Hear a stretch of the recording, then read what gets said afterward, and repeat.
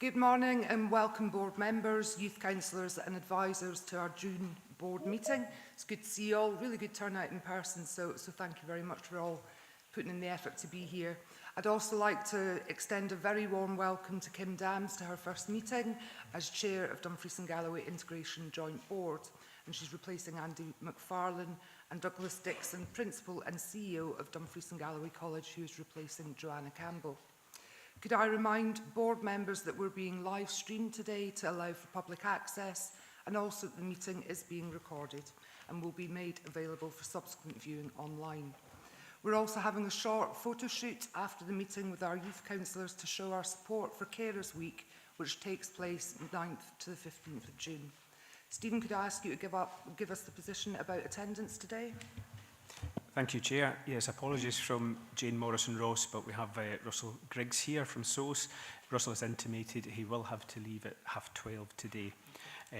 Apologies from Sheena Horner, but no substitute. Councillor Ian Howie, no substitute. Councillor Stephen Thompson has been represented through Councillor Katie Hagman today. Shona Mitchell from SDS, however, Andrea Hall is online. Andrea, as you see the message there, she was intending to be here in person, but has had some car difficulties this morning. And also Marsali Craig. However, we have Julie White and Valerie White here representing the NHS. Super, thank you. So the first item is the draft minute of our last meeting for approval. Are members happy this is an accurate record and to approve? Yeah, good. And moving on to item 2, Stephen will take us through the Community Planning Action Log. Stephen? Thank you, Chair. Everything's on track on the action log. The only thing I would bring to board members' attention is item 7, which was a request from the previous meeting around capturing the impact of the number of people who move to the region are less economically active but still of working age. And we discussed this with the Local Employability Partnership, who don't capture that exact information. However, they did prepare a detailed briefing on migration, which was quite interesting, and hopefully board members received that as part of the meeting pack. So thank you. Any questions on item 2?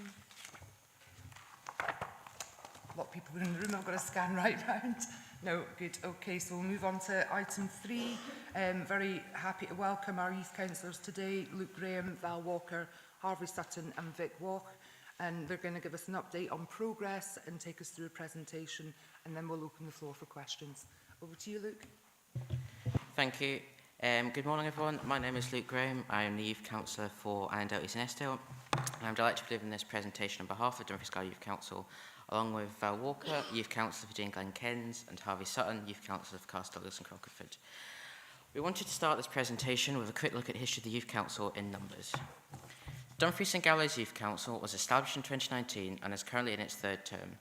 Over that time, there have been 105 youth councillors elected to represent all 12 wards and nominated youth councillors representing the voices of seldom heard young people.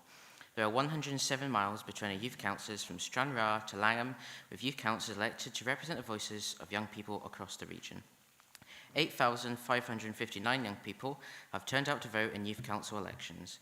Over the last 5 years, we have had 61 regional youth council meetings and weekly locality meetings focusing on many different campaigns and projects, both locally and nationally. There have been 5 joint meetings with the Youth Council and Dumfries and Galloway Council, and in this time there have been 7 Scottish Youth Parliament sittings, both online and in person, stretching from here to Shetland. There's been an absolutely remarkable amount of hours, amounting to 27,300 hours volunteered in our region, to try and make Dumfries and Galloway the best place it can be for children and young people. During this time, we've consulted with 10,828 young people and helped to secure and distribute 180,000 to local youth-led projects in D&G. The Youth Council has not only grown in numbers, but in strength and influence. We've built strong partnerships with local organisations, and we're delighted to be back here again today to have this opportunity to update you on Youth Council's progress and achievements. Dumfries and Galloway Council have made 4 clear commitments to young people: that they'd ensure young people have the skills, ability and confidence to speak out, that they would talk with, listen to and value young people, and that they would make sure that young people have opportunities and are given choices to actively and meaningfully get involved in the decisions that affect their lives, and that they would act on the views of young people by reviewing and changing services as required. And we are pleased to say that through the Youth Council, we feel that this commitment from the Council is being upheld through the training and development opportunities that have been offered and by the opportunities to work with Dumfries and Galloway Youth Council to develop shared actions. I'll now hand you over to Val for the next part of the presentation. Thank you, Luke. The Youth Council is not just about making a difference, it's also about empowering young people with the skills and confidence to be future leaders. Through training, development, and hands-on experience, we are ensuring that young voices are not just heard, but are truly influential in shaping our community. Over the last year, we have participated in training residentials, workshops, and had weekly meetings with our youth issues support workers to help us to understand local government structures and how the committees work, as well as to be involved in these committees. In regards to this, we are also helping develop public speaking and presenting issues effectively, and how to ask the right questions and challenge decisions constructively. By developing these skills, the Youth Council members will have greater confidence and a stronger voice, as well as the ability to take on leadership roles in the future. We participate in a 2-day training course, which we did earlier this year, that focused on leadership skills and resilience, as well as adaptability, overcoming challenges, and staying motivated to make a difference. The Youth Council works closely with the 4 members of Scottish Youth Parliament that are elected to represent Dumfries and Galloway. We currently have 2 members representing Dumfries and Galloway for the West and 2 members for Dumfriesshire. The Scottish Youth Parliament is the democratic voice of Scotland's young people. Their vision for Scotland is of a nation that actively listens to and values the meaningful participation of its young people. And their goal is to make this vision a reality in order to ensure young people in Scotland grow up loved, safe, and respected, as well as being able to realise their full potential. The members of Scottish Youth Parliament support the local work in Dumfries and Galloway, alongside working on national campaigns such as the climate crisis, an end to gender-based violence, and an increase in mental health training and education. So what have we been up to? As mentioned earlier, we have been representing young people at a local, regional, and national level, attending meetings on things like local place plans, feeding into local impact assessments, and contributing to national consultations. We also have a role in the distribution of funding through 10,000 Voices in Action, representing young people's views at scoring panels. We had our annual joint meeting in February 2025 with Dumfries and Galloway's full council, and since then we have continued to work on projects that address bullying, mental health, money, diet, and body image. We attended the general election to learn more about the processes of elections and have supported the development of young people's tabs on the cost of living website, giving young people a place to find out about money matters, including benefits and grants that they may be entitled to. We have represented young people's views in local consultations such as the Asymmetric School Week, the council budget consultations, and of course, last year's joint meeting of the Community Planning Partnership. For the next part of this, I will hand on over to Harvey Sutton. Thank you. Our member for the Scottish Youth Parliament for Dumfriesshire, Skye Allen, has been elected as convener of the Equalities, Human Rights and Social Security Committee in the Scottish Youth Parliament, and Caitlin Walton, our member for the Scottish Youth Parliament in Dumfriesshire, has been elected to represent South Scotland at the UK Youth Parliament. We are very proud of both of them. Our MSYPs have attended sittings in Stirling and Edinburgh last year, taking forward the views of young people in Dumfries and Galloway. And some of our youth councillors went along to Youth Scotland's Big Ideas Weekend, which inspired the programme for the Roots 24 conference that was held in Newton Stewart in November 2024 for 80 young volunteers, activists and leaders. We have been working on Through Young Eyes, along with a steering group of young people, to raise voices of the young people in our region who are living in poverty. This has involved holding events across the region for organisations and professionals that work with young people, and we've also delivered a presentation to the Health Secretary about Through Young Eyes and the issues for young people in Dumfries and Galloway. We've been out and about raising the profile of the Youth Council at local events, including volunteering over at the Youth Beats 2024 event weekend, having our own area within the Youth Work Tent.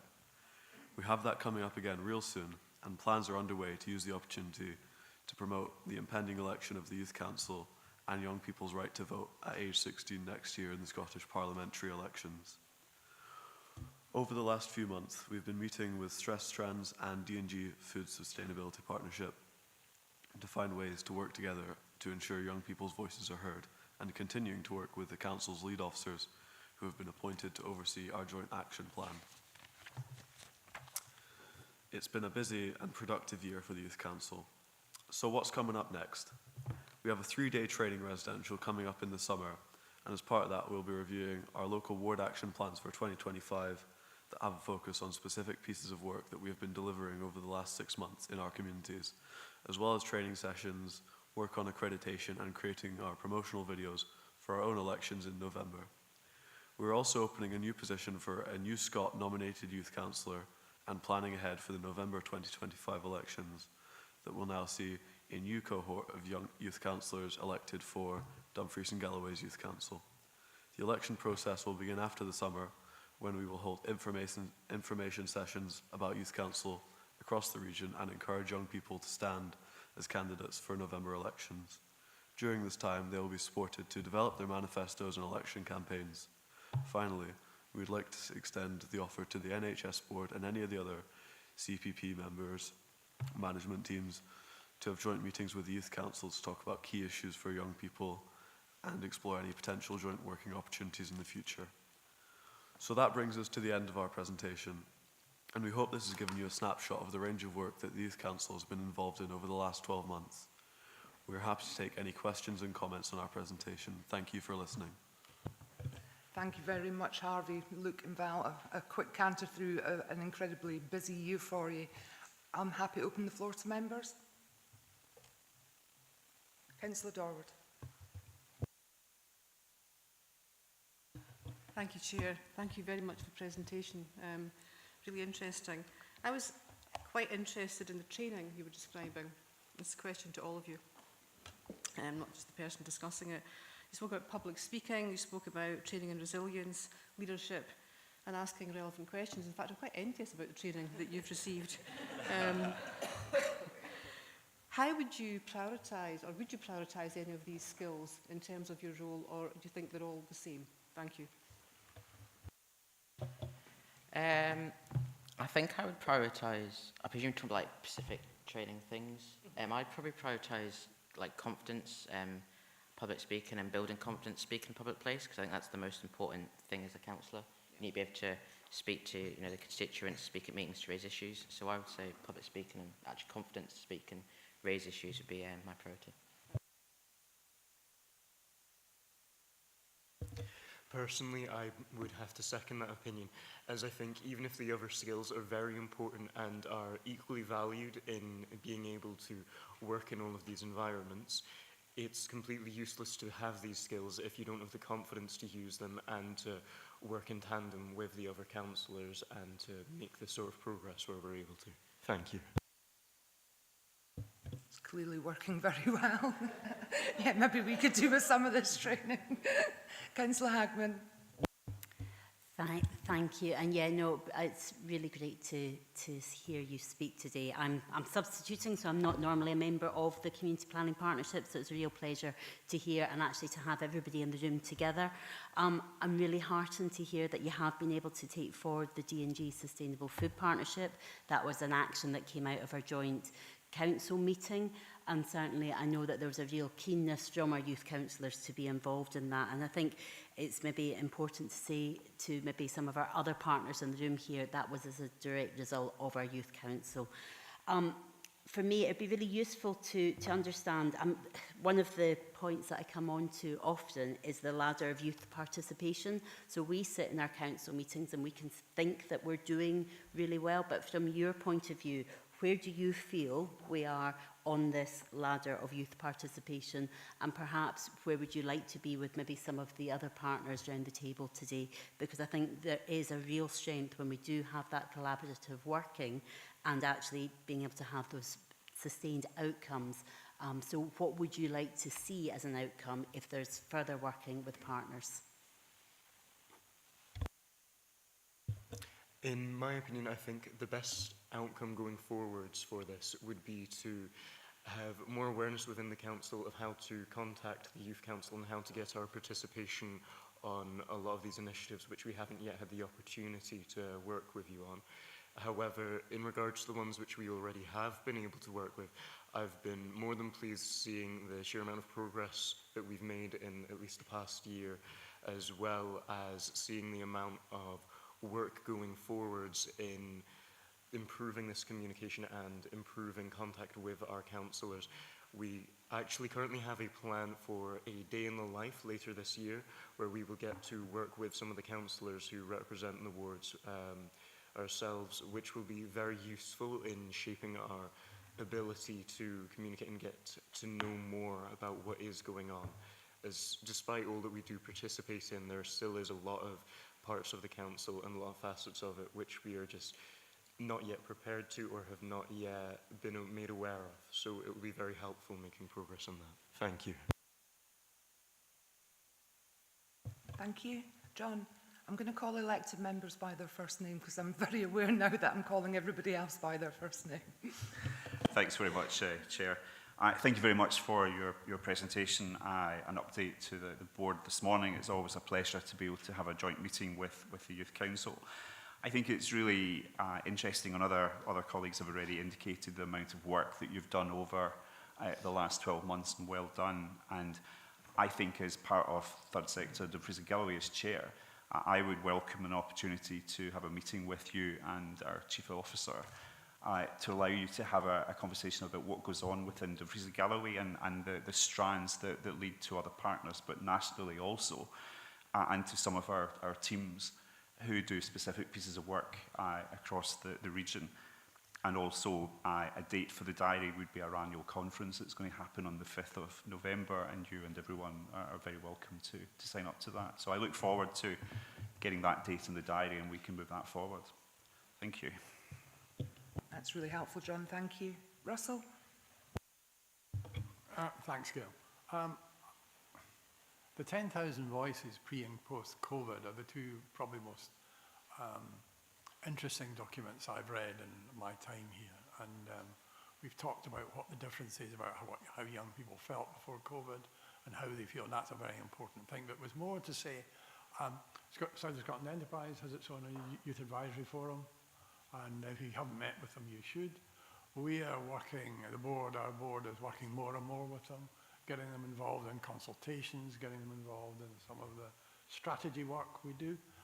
And it's been interesting, because we found it much easier to get young people in Dumfries and Galloway to join the advisory forum than we have in the borders, for reasons I don't quite understand. And it is quite interesting, but quite seriously, they terrify my board to death, which is exactly what they're there to do, by asking questions that nobody else does. But quite seriously, we'd be delighted for our forum to meet with you guys to see how we can meld some of what we're doing together. And they really are, they love what they do. We don't have to ask them to meet, they want to meet themselves. And Melissa, who runs it all for us, just does a fantastic job. And without that voice, we're a lot weaker. So we need that voice, and we're using it more and more. Thank you very much, Russell. I've got Julie next. Morning, everybody. I'm Julie White. I'm the Chief Exec for NHS Dumfries and Galloway, so I'm delighted to hear your presentation this morning. And as Russell said, I know from the 10,000 Voices campaign the importance of mental health in particular for young people, but I'm sure young people will have thoughts and suggestions for a whole host of issues relating to health and health services rather than solely mental health. You might be aware that we have started our Young Persons Forum, which has been considering in particular issues related to mental health provision. However, we are really keen as an NHS board to broaden out that engagement with young people, particularly because of us trying to think about what our future shape of health services looks like, given all the challenges that we face as a region around things like recruitment, retention, the financial challenges that we're facing. So I would be absolutely delighted to arrange a meeting for our Youth Council with the NHS board to think about those areas as we are really starting to think about the future shape of services, to have young people involved in those conversations and that thinking right from the outset. So really just wanted to make that offer of a meeting between the NHS Board and the Youth Council. I'd also be really keen to hear any reflections that you do have on if you know anything about the work that we're doing around mental health, if there's anything more you think we need to be doing in that space. But as I say, I really see some huge opportunities for us broadening out that engagement with young people as we start to think particularly. We've just recruited somebody into a new post as our Director of Digital Services. So as we're thinking about the future shape of health services, thinking about how technology and the use of digital will really impact on changes in the future. So I think now's a perfect opportunity to have you involved right at the start of these conversations, so that in terms of, as Linda was talking about, that ladder of participation, that's about you genuinely being involved right from the outset, rather than coming in once decisions have been made to be consulted on. So great timing, I think, for us to pick up a conversation out with here. Thanks. Thank you, Julian. We'll get Stephen to pick up on contact details for the Youth Council directly to yourself or the appropriate person. Yep, absolutely. Claire? Thank you. I'm Claire Renton, so I'm in my role as Place Director with Scottish Government, so that's about the linkage between local government and national government and hearing all the good work that's been done down here. So thank you for the presentation, and it's great to hear that everything you've achieved. You should be really proud of yourselves, because it's really not easy to do that, and particularly you're working on your own time and volunteers, so I really want to applaud you for that. As part of my day job, I work with DG Economy, so I work closely with enterprise agencies and other areas, and I specifically look at employability and inactivity. So that's about people that are furthest from the labour market, that are unable or unwilling to work, and there's a lot of focus on that, both the UK Gov and Scottish Government at the moment, because it's really important. We're seeing an increasing amount of young people, unfortunately, coming into that position. You know, we're leaving education and not understanding where you're going for a number of different reasons. Now, some of the points that Julie raised there about mental health and health conditions is really important part. So we're doing a lot of work. And I know you're in hot demand this morning, but I would like to just make you an offer that if you want an opportunity to talk about a national platform, we would love to hear your voice. Particularly from the region, particularly from a rural area, and obviously representing young people, about how do you feel about that? What's it from your perspective? And what could we do in terms of working together to allow your views, your experience, the voices you represent to influence at a national platform? Now, as I say, I'm minded that you're in hot demand this morning, so if you have time and capacity, even if it's just for one call, we greatly appreciate that, because the more we can hear and understand, it helps us influence and shape the policies at a political level. Thank you, Claire. I've got Douglas online. Morning, Douglas. Good morning, Gail. Sorry I can't be with you today. I thank you very much for the presentation. I thought it was really interesting, really thought-provoking. I have to say, from a college perspective, I find the demographic split in the 10,000 Voices really helpful, and it has guided us in some of our offers in terms of looking at what we provide. There's probably a couple of points. I know, that there has been a number of offers. We have 5,500 students who come through our door each year, and obviously we look to represent them through the young people that come through the door. We have a series of interventions in terms of ensuring that their voice is heard, and we would really be keen to share the good practice that our student association does in terms of representing 5,500 people and actually, changing the service and what we deliver. So there's that part of it. I would like to extend an invitation to meet with our student president and vice presidents. The second bit is around mental health. As you would imagine, with 5,500 young people who are coming through the door, mental health has been one of the top priorities that we've engaged in. We have a counselling service, but actually in the last year we found the counselling service was at extreme capacity. But in the last year, what we did was we have an active campus coordinator, and we've been engaging in some sport and recreation, very broad. It's even as sedentary as walking, and fairly active stuff. And the other aspect is we've also engaged in a partnership with YouthWorks. What we've discovered in the last year is that has had a direct impact on the number of people coming forward for counselling. So what we've engaged in within the college is an overall approach to target mental health as part of our mental health action plan, which is an initiative across all Scotland's colleges. But we would be willing to share the aspects within our mental health action plan that have had a direct impact, and we are seeing some specific differences with young people and their mental health. So we'd really be keen to collaborate and discuss that further with you. Thank you very much. Thank you, Douglas. I've got Dawn next, and then Alan. Thank you, Gail, and morning everybody. Really delighted to hear your presentation this morning. And I'm the Chief Exec of Dumfries and Galloway Council, and obviously you've heard from some of our elected members who speak really passionately on a regular basis about all of the work that you do. And I was interested in Katie's question around the ladder of youth participation, and whether there is a way of capturing what good feels like for you, in terms of those types of engagement where you feel really empowered and part of the decision making, and whether there are examples that we can all learn from in terms of what that looks like, what makes that work. So I'm just interested in how we can share learning, from examples where that is very positive and positive experience for you.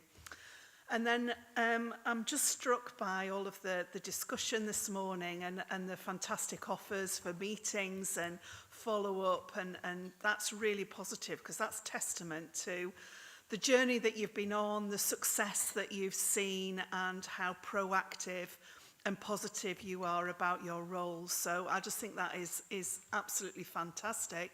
But I'm also conscious that will place pressures on a relatively small number of people involved. So I'm just interested in how you sort of manage your time, the prioritization you bring to some of your work, and also how you might extend the participation in some of these conversations, because you're all very active and proactive.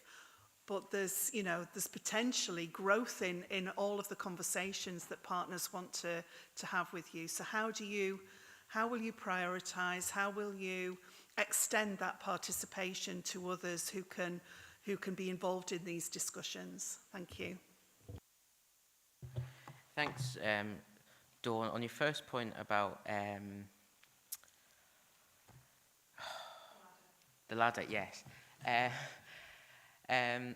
think closer working with officers more closely. I know we often work with councillors. I think definitely more work with councillors, but I think working more with officers to understand how decisions are made, and I think trying to have a better work relationship with them and trying to get points through to them so they can make even like small changes that can help young people, I think it'd be quite good.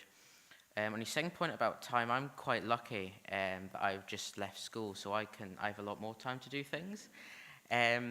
Before then, especially during exam season, there's normally a lot of pressure on young people. Then I again was quite lucky, I had quite big breaks, so I could kind of drop in and out of it. But I know that for some young people, I think that was a challenge, and has led to some people dropping back. So I think definitely more of a look at how it could be managed, especially during exam season. I think it'd be quite good. In regards to your question about what good is for us in regards to the communication, I think good is less about a state of being in communication with us as the current Youth Council. As over time we're going to have a slight bit of a disconnect with our own constituents as we get older, and of course we move on from places like high school and we slowly lose a lot of contact with that. So what good is more about a state of progress, about continuously improving that, about getting more contact with new young people, about hearing new voices and new opinions. I feel eventually we're going to have said all that we could have in one meeting, but there might be another young person who hasn't heard about it yet, who has plenty to say and will be the next person to shape the way that it goes. And in regards to things like future contact, as well as these other offers of the council, I'm very happy to see the amount of progress that we've made there. I feel that a very large part of that is by in part due to having our new councillors on board, such as Harvey and Luke here, who have made leaps and bounds of progress and have managed to, in their own wards, make a lot of contact with these. And as you said, there can be a lot of pressure on individual people to attend all of these ones. So having a growing body of young people on board, it allows us to better delegate resources and better have representatives on each of these boards rather than each person individually. And with stress in places like exams, I think a lot of the time it can take a bit of a break where we all focus more on ourselves and more on our own studies and our future for a couple of months and then get back to it. During this point, it's normally, we try and hurry through our discussions to get it to the point where that can be a progress and we can get a report back on it afterwards. Thank you. Thank you, Luke. Val, that's really helpful. Alan? Yeah, thank you, Chair, and thank you very much for your presentation. A great deal of progress has been made, and I have to just, I suppose, acknowledge, first of all, it's been a pleasure to be involved in some of the outcomes of your work this year. So you're through Young Eyes launch recently, which I had the opportunity to speak at, and the very impressive presentation to the Public Health Minister that was given about that work and the experiences of children and young people trapped in poverty, which was both inspirational but certainly prompted a lot of conversation and thinking from decision makers. So congratulations firstly on all that work.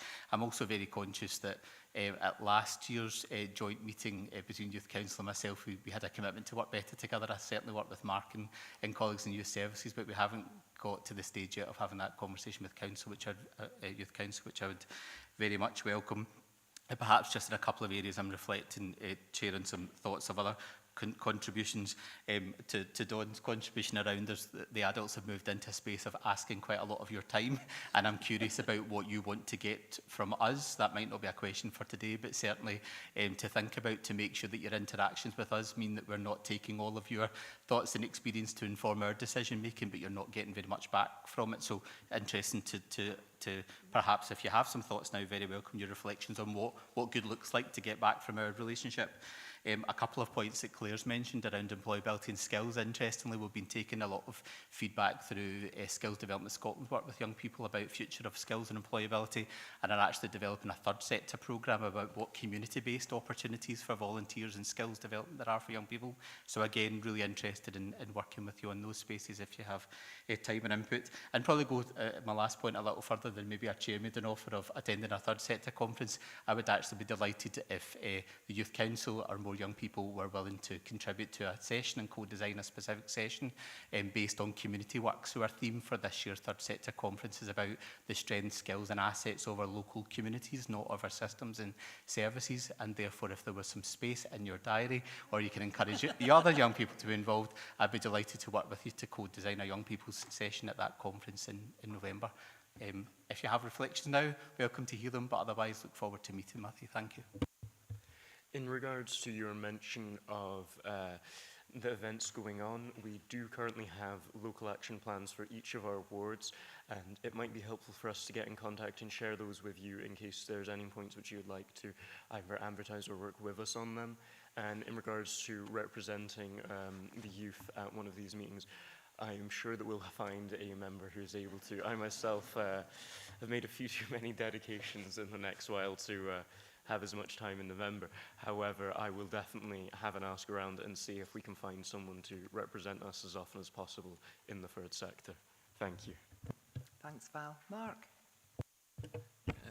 Thanks, Chair. Just to add to that, I think there is a responsibility on officers across all organisations to make sure that we're taking cognizance of the fact that this is young people who are volunteering their time, and that's where the responsibility from Laura and Regan, when she comes back from maternity leave, around helping to support that, because having been a youth councillor many years ago in a different local authority, the pressures, you're at a point where this is really exciting about the number of offers that's there, but we need to manage it to make sure the young people's well-being is supported, but also just to remember as well that this is just a small number of the youth councillors. We do have 35 youth councillors, so there is a lot of them, both from an area-based model in terms of representing wards, but also thematic based, where we've got our young people for additional support needs of the LGBT community, so we can ensure that the right young people are plugged into the right discussions at the right time.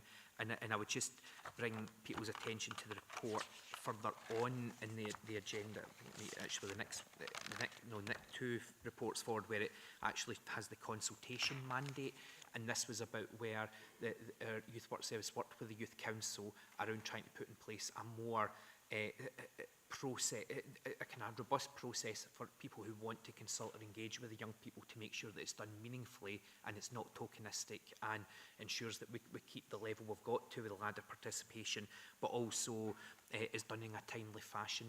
So I think that is that's just been introduced as a way of trying to manage the volume of requests, which is absolutely brilliant, but we just need to manage that so we're not putting undue pressures on the young people that are volunteers.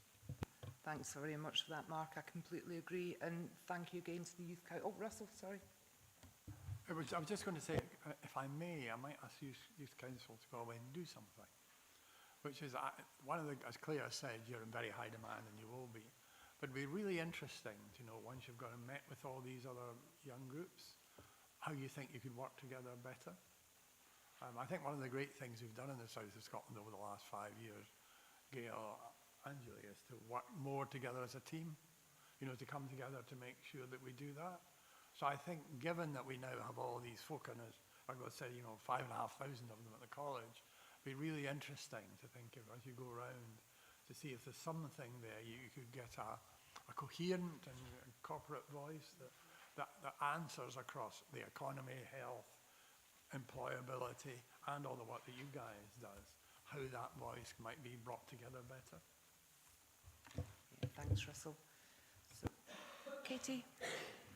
Thank you. It's just a quick point, really, and apologies if this is covered elsewhere, but in terms of communication from the Community Planning Partnership, how does that get managed? Because, we've acknowledged the fact that these brilliant young people are volunteers, and I think it's really important that, all of our community know that the work that they are doing and that they're working with across the board. It's not just Dumfries and Galloway youth councillors, that we do have partners from NHS, from SOCI, from Third Sector. I don't want to miss anybody out, so I won't. But what happens in terms of output from this meeting, so that our communities know and other young people know that their voice is actually being heard and listened to, more importantly, in these forums. Thanks, Chair. What we did last year, Councillor Hagman, was we had the tobacco and vaping discussion. So, for example, that was quite a big issue, and then we did a joint statement out in social media, went to the press, etc., with a bit of a photo as well, and tried to communicate that out through our means. So there's an opportunity today to do similar, but we've got work in progress behind the scenes in terms of developing a newsletter, trying to develop our channels and communication to get in, because it has been highlighted as an area of improvement, to be fair. So that's something that we're definitely working on. Thank you. Thank you. Mark? Thanks, Gail. Just to follow on Russell's point, in terms of the paper that's ahead, it outlines the range of youth participation or youth voice forums that exist across NHS, SOCI, and the council. But just recently, and it follows on to Douglas's comment as well, that been discussions with the college about how we ensure that the student councils from the college then are integrated into that structure as well, which then took me to the thinking that the next step to really make this meaningful across the partnership is how we then bring these networks together, where representatives from each of them can come together. So we've had discussions just literally in the last 10 days with colleagues in the NHS and the college and with SOSI about how we do that. We've at an officer level, and the next plan with that is over the summer to take some proposals to each of those constituent youth voice groups. And I don't want to say it's about creating a young person's version of the CPP, but I think it's about bringing young people together from each of those groups, so they're not just a voice in isolation. So those in the SOSI group, you know, who've got an interest in the economy, can then link with the other groups. So they are the discussions, and I think that's a hugely exciting place to be, because as far as we know, there's no other council area in Scotland got anything like that that's moved further from each of these separate youth voice groups, and that's the work that we're going to take forward over the summer. Take it back to the young people to see if the young people think that's a good idea, and then if they do, involve an initial steering group from each of those groups to take that forward. That's really helpful, Mark. Thank you very much. So with that, again, I'll thank the Youth Council representatives here today for the fantastic input and great input from other members as well. And I wonder if there's a merit in considering how we do that linkage with Scottish Government, NHS. We've certainly done workshops in the past with our joint youth council. So I think if we go away and reflect, so that we're not putting too much time pressure on yourselves and maybe trying to get everybody together in a sort of workshop environment, I think that might be sensible. So we'll take that as an action if everybody's agreed to that. And we've received a presentation, noted the contents of the report, and I think we've provided quite a lot of feedback for you as well. So thank you all members. So moving on to item 4, Through Young Eyes, showing of a film and further action. So we've Emma Halliday and Max Heuken with us today, and they're going to take us through. We need to agree to receive the film presentation. We're happy to do so? Yep. Well, okay, over to Max and Emma. Thank you. Hi, so I'm Max Heuken. I'm the Youth Councillor for Ward 2 and a member of the Youth Council Leadership Group. So I'm going to run through a quick presentation about how the Through Young Eyes film came about and what has happened since myself and Emma are happy to take any questions at the end along with Mark. Oh, I think there's a presentation with it.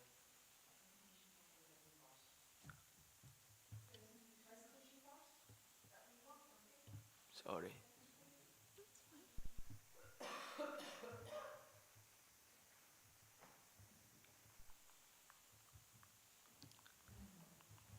Thank you.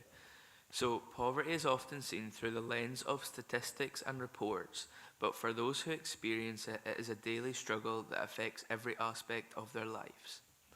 As a group of young people, we felt it was our responsibility to bring a fresh perspective and to create a space where children and young people could share their own lived experiences and have their views, ideas and concerns listened to.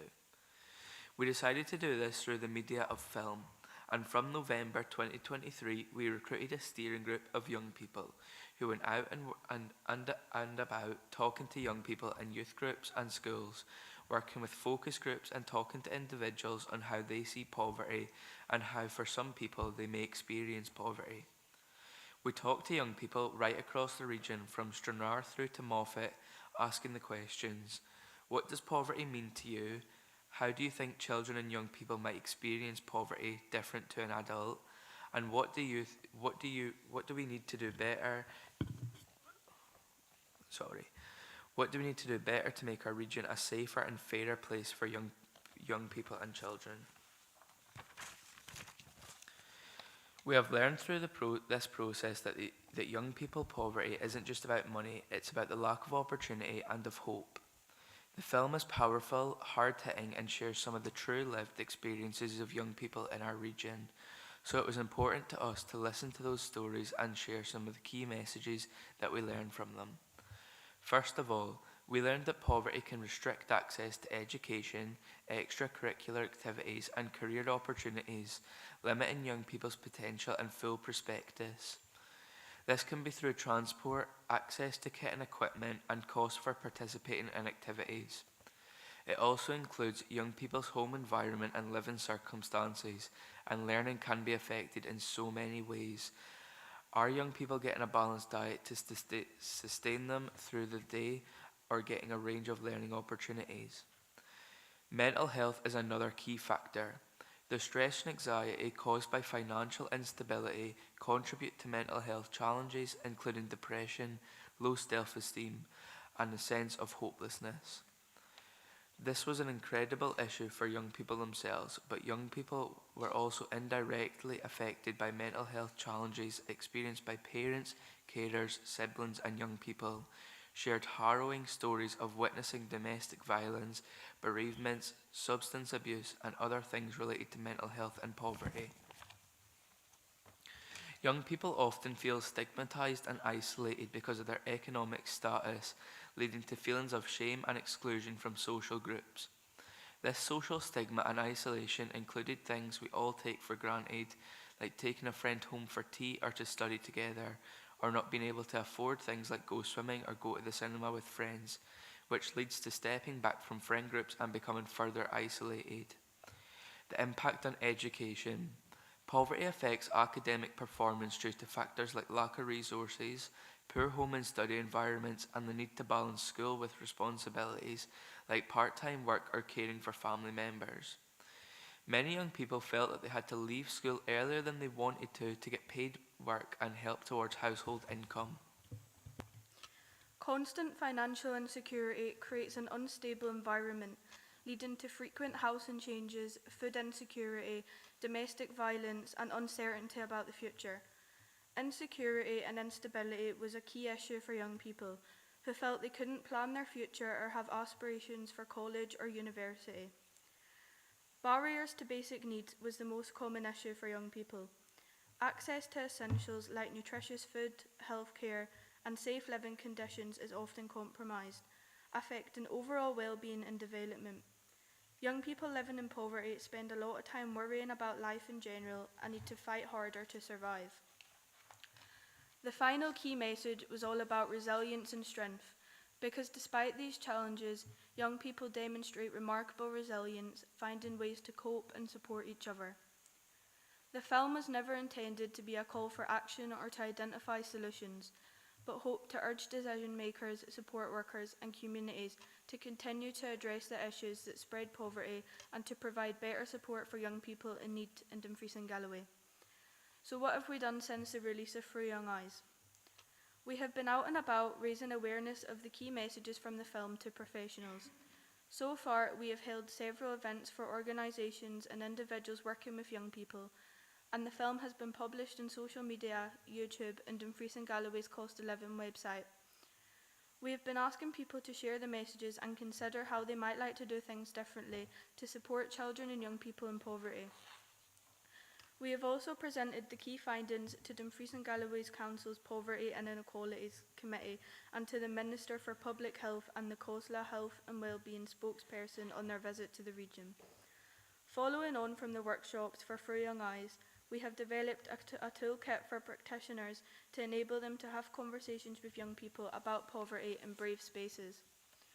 We have also worked with the Toon team to develop scenes and workshops around poverty for Do the Right Thing school tours that have since been delivered across secondary schools and the Youth Beats 2024 event. Again, trying to raise awareness, reduce stigma and signpost young people to people who can help. We have presented at the annual Youth Work Conference, Working at the Coalface, to over 100 practitioners in the youth work sector, and also to Roots 24, the annual conference for young leaders and activists. And we have contributed to the development of the local Child Poverty Action Plan. And we won't stop there. As Harvey, Luke and Val mentioned earlier, the Youth Council are keen to keep up the conversations about child poverty, working alongside organisations and services in Dumfries and Galloway to ensure young people's voices are at the heart of everything we do. It's been a fantastic project and we've all learned so much from it, and we don't want Through Young Eyes to be something that happened one time. If we are serious about making change, we need to keep this one on the top of the agenda. Max and I are both happy to take any comments or questions along with Mark on Through Young Eyes. Thank you. Okay, and now we'll see the film. It's very impactful.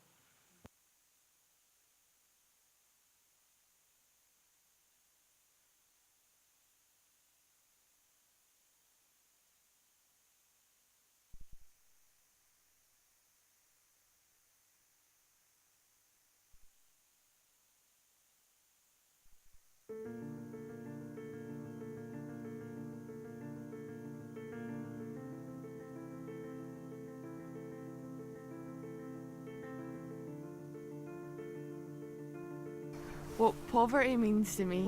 What poverty means to us. When you don't have enough money. Lack of possessions and things you need to survive, like food and electric. Low income living on the breadline. Low self-esteem, poor mental health. This can lead to crime, theft, antisocial behaviour. Low social status, people looking down on you because you don't have the best of stuff. Can lead to crime, theft and antisocial behaviour. Run-down houses, no heating. Damp. Not having money to do things that your friends are doing. Not being able to afford further education.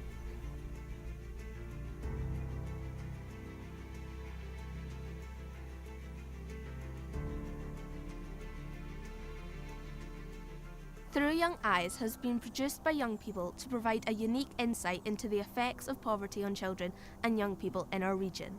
Through this film, we hope to help others see and understand the experiences of children and young people in poverty. There is a huge effort across Dumfries and Galloway to tackle and eradicate poverty, and we know there are already good support networks in place through local services and organisations. However, the cost of living is continuing to rise to unthinkable levels and putting huge pressure on families who are already struggling to stay afloat. Through Young Eyes doesn't provide the solutions, rather a plea to listen to hear and reflect on children and young people's concerns, and to consider what more could be done to give them a better life and the childhood they deserve. Child poverty is not acceptable and it is not inevitable.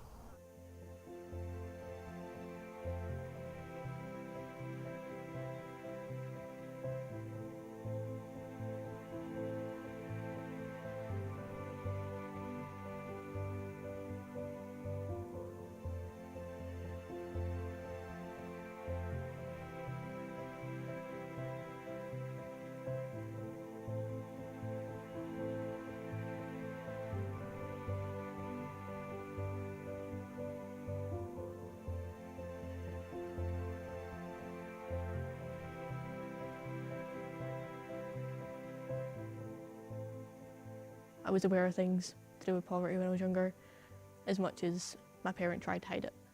I couldn't do stuff that other kids done. I struggled to get like school uniform. I used to have kind of like baggy clothes because I couldn't afford kind of fitting clothes. House was never really decorated because it cost money. There was always struggles to like put heating on and stuff like that. As a young person, like you have to learn how to do things yourself, especially when I went from being in care to living on my own so suddenly. It was hard. In my experience, it's been being unable to pay rent and lecky and then having to choose what you pay that week kind of thing.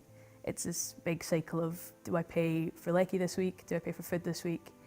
And for me personally, it's been kind of isolating in a way. Even more so now with the cost of living crisis, I think there's a lot of people struggling to afford basic necessities, even like gas and electric. I know right now that my mother's been struggling to pay the bills on gas and electric, and I'm sure there's a lot of young people that are kind of suffering from that as a whole. When I was younger, I would purposely miss school and go work because education wasn't that important when you're trying to get food. Well, I was always different from everyone else at school. I was never allowed on like trips because it was too expensive. Never had the same like clothing as everyone else, like Nike, Adidas. And I never had anyone around at my house because everyone seemed to be different. Like I was like a different person. Someday my dad would go without and I felt really bad that he would sometimes go without any dinner or a very small plate of dinner to make sure that I was fed. It's hard to get a qualification when you can't focus on your studies, especially as a young person, because you're worrying about other things in your life. Like you're worrying about money, you're worrying about asking your parents for something because you know they can't afford it, or you're just worried about your friends getting the latest thing and you don't have it. Poverty in Dumfries and Galloway for young people kind of crushes any kind of hopes and kind of aspirations they have for future.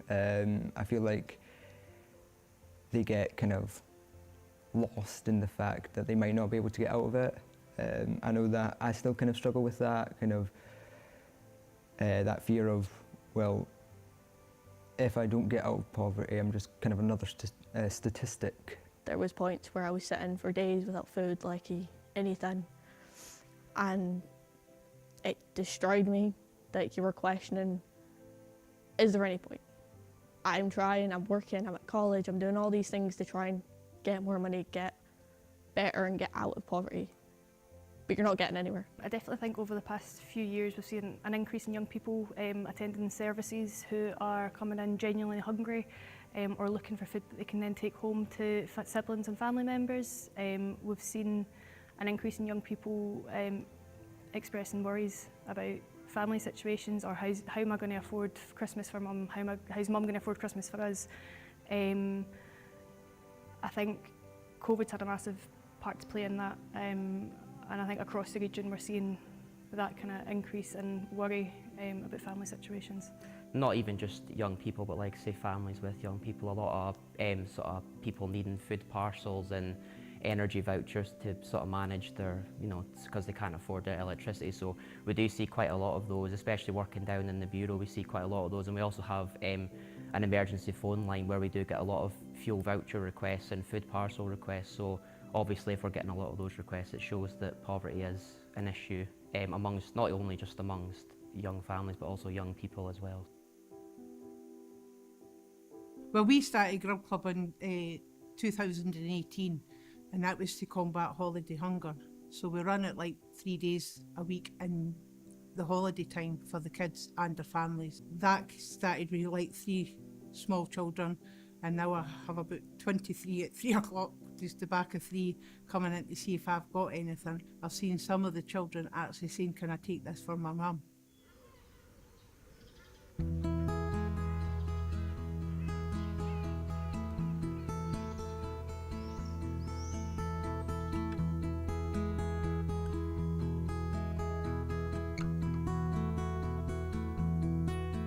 So we're going to do a little workshop around Through Young Eyes, which is focusing on poverty from the perspective of a young person, or young persons. Okay, I'm going to ask you some questions. So what does the word poverty mean to you? I think poverty is like when some people are less fortunate than others and they can't afford things they need, like food. Sometimes they don't even have enough money to get like the bare essentials that they need. Today we came to come and do some workshops and stuff which were actually really eye-opening, because some of the things that we discussed are some things that like I knew but I hadn't really thought about it until today. Poverty isn't always visible. It's like inside homes, and it's just like their parents don't have enough money to pay for food, electricity, warm water, heating. I mean, food is a big part of it. A lot of people do come down here just to have something to eat because their parents can't afford it. What factors do you think can cause poverty? I think it could be cost of living and family breakdowns. It could be like your house is getting flooded. It could be like too many people and like not having enough support for them all. What about addiction and illness? The kind of causes of poverty over here are the lack of jobs and the lack of support that people get, especially in a small town like Stranraer, and the lack of opportunities people get where in Stranraer, whereas to like Glasgow and all that, it's a bigger city, so there's more things to do, whereas down here there's not a lot of things to do. Most jobs are taken up by people and it's harder to find work. Let's make a list for all the things that needs to be done for young people. More jobs, more funding for opportunities for young people. More equal opportunities for young people. More like support from like the government or something like that, like for like funding for like different actual necessities. Make food banks more accessible to young people.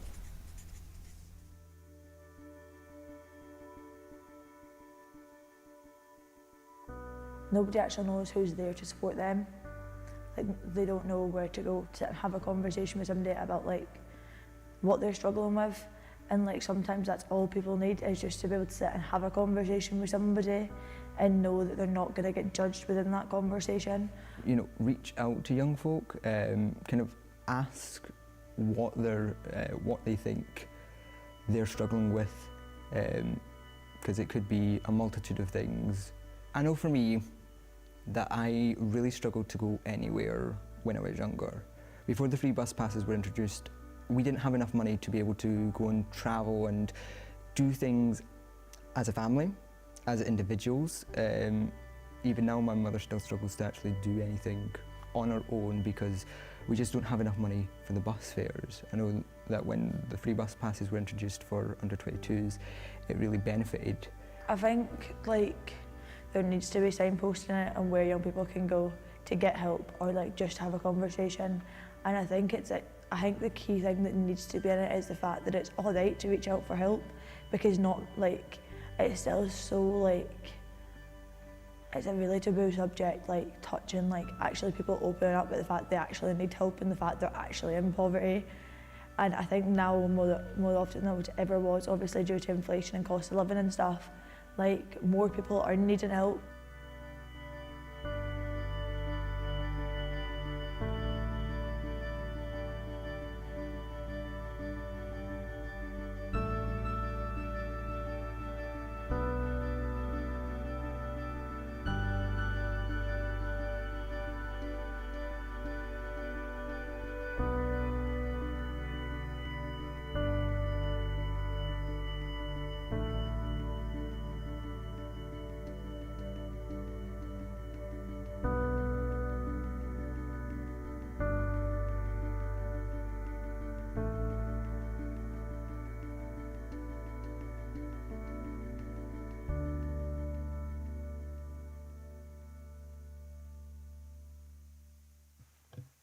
Sobering stuff.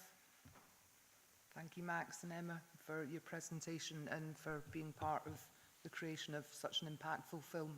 It's the second time I've seen it and I've got goosebumps, and I think I probably speak for most of the people in this room today. So I'll open the floor to questions for Max and Emma, and I know they're supported here by Laura and Mark today. Members? Katie. Thanks, Gail, and yeah, absolutely. Thank you, Max. Thank you, Emma. I know how hard both of you work. Obviously, Max, we're in the same ward representing, and Emma's a member of the Young Women's Network. I know how much effort you're putting into all these projects. I think it's brilliant.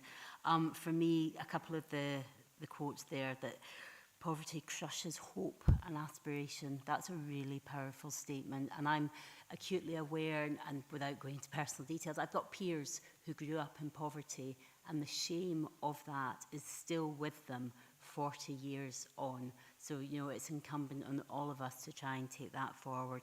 I think, you know, one of the points that really comes out clearly for me, and it's a comment you made there, Emma, about this not just being one time. So this was launched back in November. Scottish Government Programme for Government had at its very first point of eradicating child poverty as a key target. So how can we use this? And I guess it's maybe a question for Claire to take back. And yes, Minister Jenny Minto was down, Paul from COSLA was down. Those conversations have started, but how do we make sure that they actually take flight and go forward? Because it's hugely impactful. So I think if something can come out of today's meeting via Claire to take that forward of how, you know, this experience goes right to the heart of government, because one of the key issues of eradicating child poverty is about that high quality, sustainable public services. With my COSLA hat on for resources of public services, it's all linked together. And, you know, again, pulling out the impact of the free bus passes is vital, but also the impact of our youth services has to be highlighted. And I very much see our youth services as an essential frontline service. I know that's maybe not always, it's not always possible to give everything that key focus, but I do think we do. So I really, really welcome the opportunity to get this on the agenda today, and just also to thank everybody, because I think across D&G we are doing a lot of work. We're trying our very best, and one of the really small points which I think has an impact is, you know, youth services, for example, when they're putting on any event, there's always food. there. And as a mentor, as part of the Young Women's Network, we're invited into that as well. So, you know, a couple of my colleagues here in the chamber today are part of that network, and we're able to sit and actually just have some food and work together and see how we can go forward. So just huge amount of thanks, and please can we take this incredible piece of work and elevate it straight to the heart of government, because we've got an opportunity here today, I think, to do that. Thank you. Thank you, Katie. Do you want to comment? Yeah. Yeah, so it's an amazing film, and I think we just need to look and see how much of an impact it's had and what's been done since it was created, and see if there has been any moving forward in it. And if not, I think we've got to reevaluate and push it again to, obviously, the government that you're talking about. So working with, is it Claire? Yeah, so working with Claire is a great opportunity, and I think we could really push it to the heart of government, yeah. Thanks, Max. Emma? I think for me, going back to your first point about like it crushes hope and aspirations, I think it ends up in a never-ending cycle.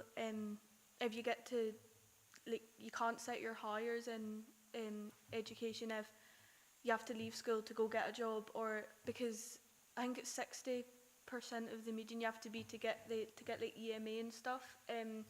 If you're 1p over that, you don't get it, which I think is crazy. But I know somebody who had to leave school, couldn't do their higher education or anything, and they were lost because couldn't get into university and she couldn't achieve what she wanted to do. So I think that's something that's really, really stood out for me, and I think, yeah, I think that needs to change personally. Thanks, Emma. Claire? Thank you. So thank you for a fantastic presentation in terms of being able to translate the poignancy and the actual reality of this really sensitive subject matter. It's really hard, and you did it really well, and you presented it well. You know, the video is so, so powerful, as I think it's moved us all around the room today. And I just want to acknowledge that, because that is not an easy thing to do and capture. You've done something which we grapple with a lot of the time. As Councillor Hagman said, it is at the heart of government, and our First Minister and our Cabinet are absolutely clear that child poverty is absolutely a priority for all of us. So thank you for helping with that. Part of that police director role is building trust and relationships between different areas and levels of government, and I really want to showcase a lot of the fantastic work that's happening in Dumfries and Galloway, which I really feel needs to get the rightful place, because actually you're doing so much good work down here, and that's collectively around the room. So you absolutely have my commitment in relation to that. I think there's two aspects in terms of, I'm a great believer in terms of setting items to do so it's really tangible, because I know sometimes we talk a lot about things, but absolutely our FM has absolutely said this is about the year of delivery, and I want to commit to that. So there's two aspects here, is for me to go back to our Director of Child Poverty and Social Justice, Julie Humphreys, to share this information, if that's okay with you in terms of your permission, and then to follow up with that, because Julie and the team are absolutely fantastic, and I'll talk to my peers in that relation as well about how do we use this and how do we work with you in terms of your experience, your benefit, and actually that evaluation aspect in terms of what have you achieved and what would you like to achieve. The other aspect that I can commit to as well in my area, which is around that employability. So that's about, you know, we know if there's money coming into a household, you know, you've talked about people losing jobs being an impact, you know, the cost of living, and also some of those barriers about transport. You know, there's other areas around childcare, and these are all things that my team are involved with. We're restructuring at the moment, and it's really important for me to make sure that I've got a lead and a team behind this around child poverty. So I would really love to connect that. And again, I'm mindful of people's time and commitment and that, but any sort of small amount of time that you can give us would be huge powerful, because I can certainly provide the much resources on my side to make sure that we amplify your voice and make sure that you hear. And I think it was said in your presentation and that about the fact that you have been listened to, and that's really important, and that's part of my role. So I'll make that commitment to you. Yeah. Russell? Yeah, in the film, which was wonderful, I can't think of another word to say, there was a bit that said, you know, that COVID changed everything.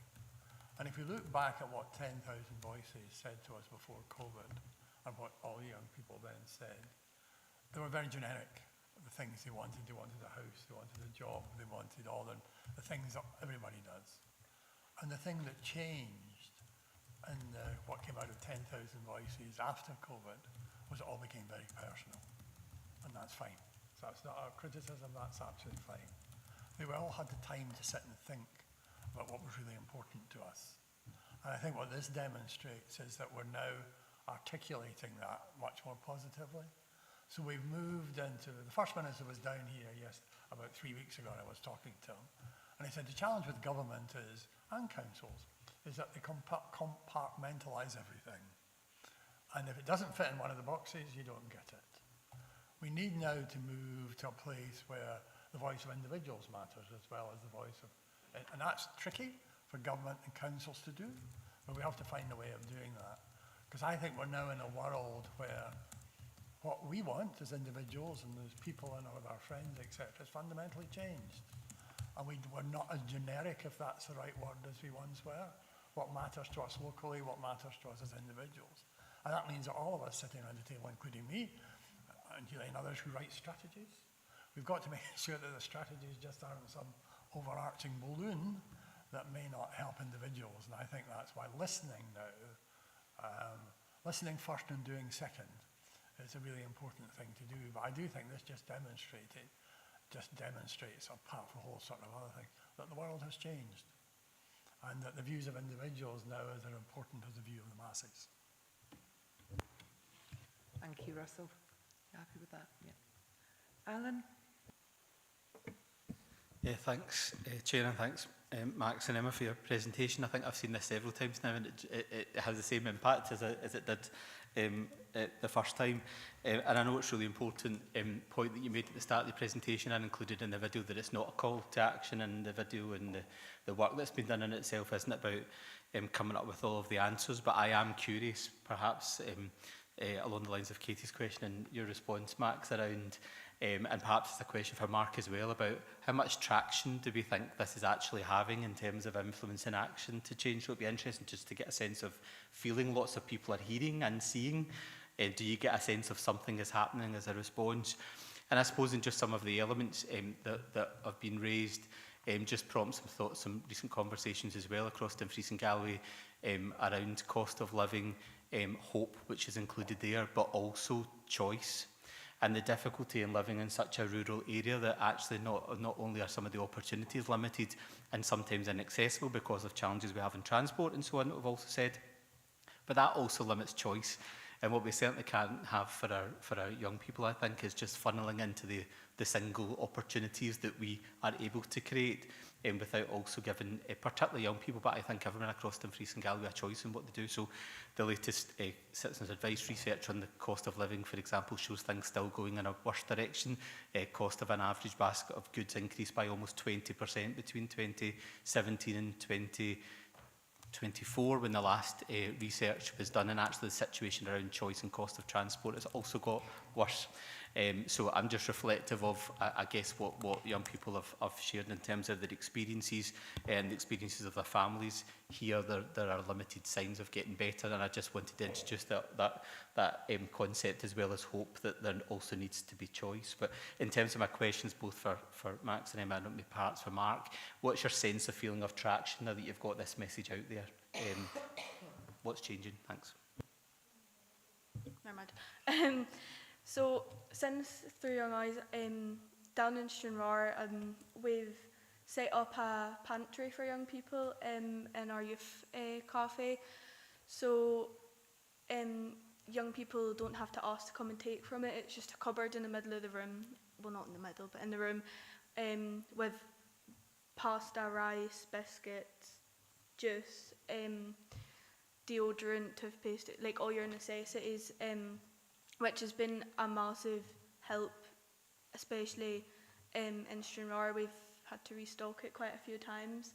We're hoping to get put some funding applications in and speak to various partners like Tesco and stuff to try get some stuff in for that. But it has definitely been, since For Young Eyes, it's been really, really good. And we're hoping that different youth rooms across the region start to do that as well. It's been really, really good. Yeah, so in terms of your traction across the region, I think it's reached a lot of different organisations and partners as well. So we had our 2 screenings as well as our Q&A panel at both, so one in both ends of the region, and of course we've shown it here as well. So I think in terms of the views that we've had as well, they have already been really positive, that organisations are trying to help us and eradicate child poverty. But of course it is a really slow process, but we are hoping to continue to push it and get a lot of more outreach from the project. But I think if Mark wants to come in and provide a bit more information. Thanks, Max. I think in terms of child poverty, it's important to note that the work for taking that forward sits with one of the subgroups under the Poverty and Inequalities Partnership that reports into this group. So we've got a dedicated subgroup on child poverty.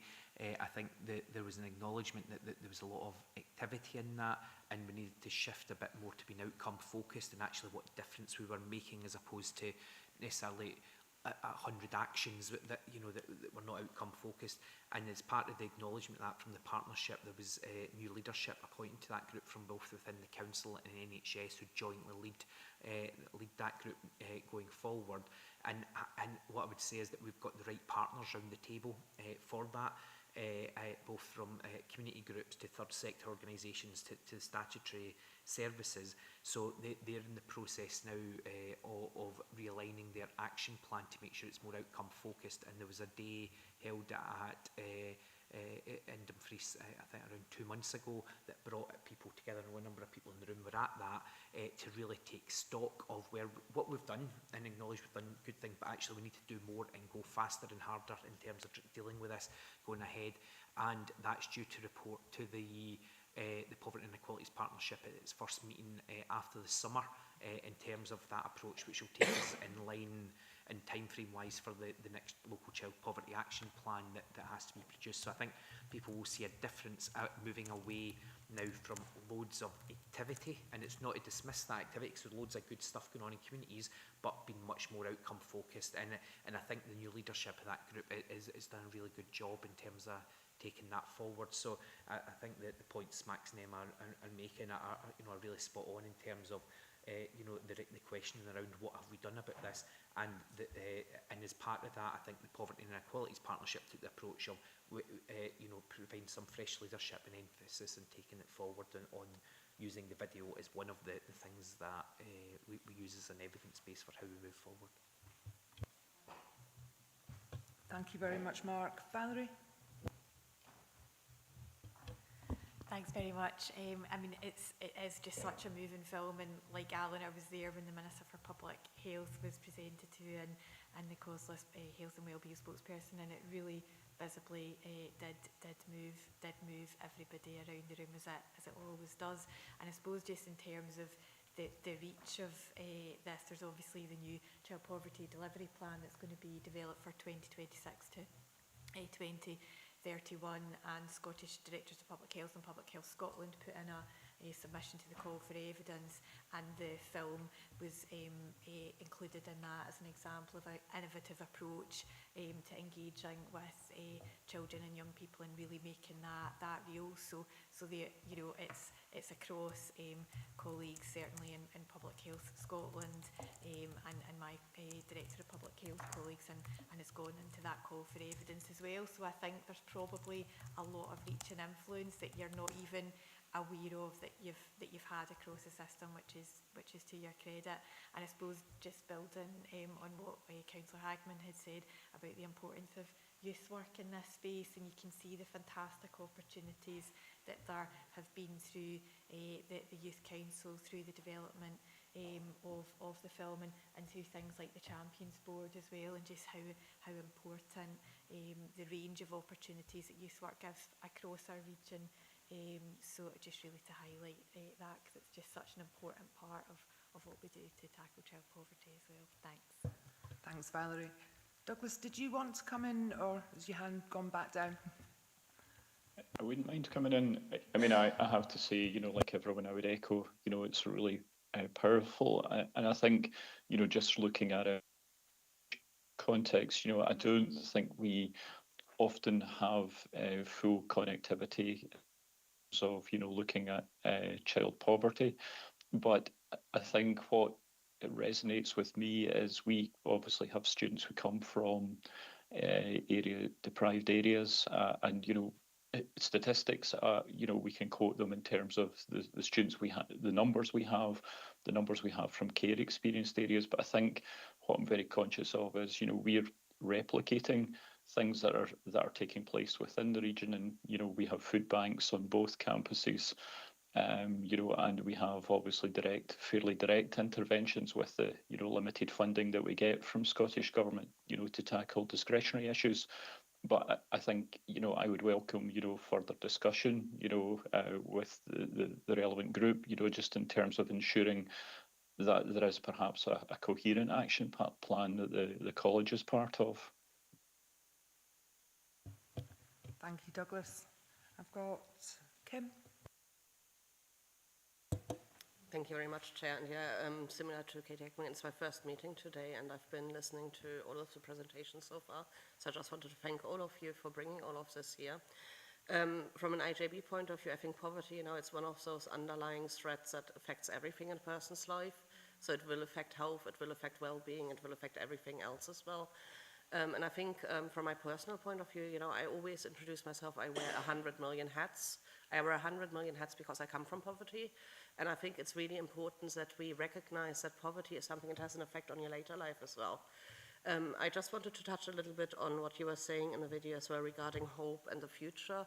And I think it's really important to recognize that, shattering that hope and not having hope anymore can be devastating. But I think it's really important as well that there are ways out that potentially are often hidden because poverty is often hidden.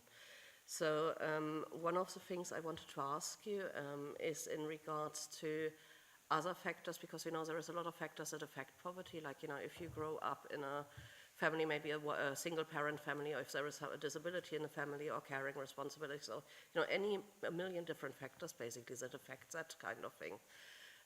Is there anything that you think that we could help with to raise awareness and to remove barriers somewhere? And the second thing I wanted to mention, again, going back to my million hats, I'm one of the commissioners on the Inequality Poverty Commission, so again, on a very national basis. And I think from a national point of view, having that lived experience, which is often being mentioned, I would call it lived expertise, because everybody who lives through that is an expert in poverty and is an expert in, what effects that has on lives. So I think from a national point of view, trying to bring all of these experiences that you pull together in this movie, which is really impactful, but trying to push that on a national basis is really important as well, because a lot of the factors that affect people's lives in poverty, we can't solve them on a local basis. So I think I would also like to open up on a national basis, to have a chat with you if you want to, and just see if there is anything that we can do to highlight that and get a different audience there as well. But I'm really keen to hear from your point of view if there is anything how we can help in that regard. Thank you. Yeah, so I think we've still got a lot more work to do, exploring avenues of promotion, obviously of what causes poverty and how you can get out of poverty and the support that's there. But I think working with third sector is a really important point to make as well. So like promotion on social media as well, and coming up with toolkits to present, like we've come up with a toolkit to do in youth groups that shows like what is poverty and where the support networks are in place. But I think, working with third sector in the future as well, and getting the promotion out there of what is poverty and how to get out of it and where the support is definitely something to look for. And I think we can go away from here today and look and explore the avenues of promotion as well. So that's something to work on, and we'll obviously get in contact as well. Thank you, Max. Okay, no more contributors. Councillor, sorry, Linda. Thanks, Gail. It's not a question, it's just a thank you. And I think what you've done is something that we have been trying to do for a long time and not been able to do, and it's give people who don't have a voice, and demonstrate to those of us who and in the decision-making chairs what we need to do by listening to you. And so thank you for that. I think that's really, really important. It's a powerful, powerful film, and it's a very brave film to make. But noticeably, it's very stigmatising, isn't it? Poverty is very stigmatising, because a lot of the folk you interviewed weren't on camera, in the sense it was their voice, you didn't see them. And that just goes to show how stuck we still are in that place. So I think more of the same, please, coming forward. I'm not offering to do anything. I'm part of the council who makes decisions in terms of pushing things forward. So I think we have a one council approach there, which is very, very good. Yes, everybody can do more.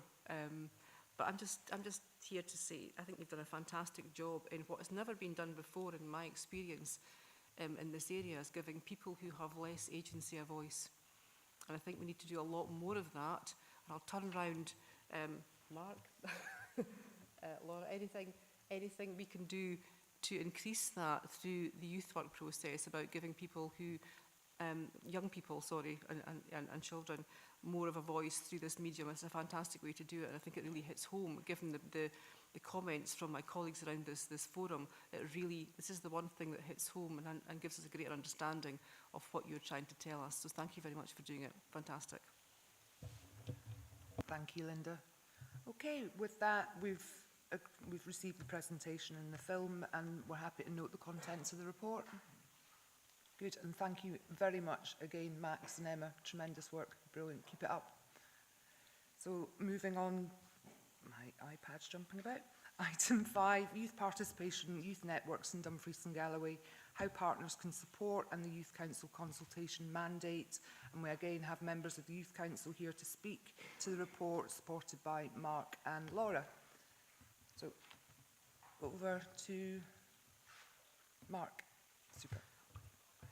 Thanks, Chair. Just this report was due to a request from this board previously around bringing a report that summarised the different youth voice and youth participation structures across the partners that's there. So this provides an outline of everything from our pupil councils to the work within NHS, within SOCI, and a range of different networks that's there. I'd bring the attention to 2.4 that says this list is designed not to be exhaustive, particularly because we've got a number of small community organisations or third sector groups that will naturally involve children and young people within their work and ensure that their voice is heard. So this is just the summary, I suppose, of the larger region-wide networks that exist, and it's not to take away from the local work that happens at all. So, and it also outlines the new consultation mandate process that I touched on for a previous item. So happy to any questions, or I'm sure the youth councillors are as well. Thank you, Mark. I'll open the floor to partners. Katie. Thanks, Gail. Sorry, myself again. No, I think it's really great to have this on. I'm just wondering, on page 27 of the pack, it's got the copy of the consultee mandate.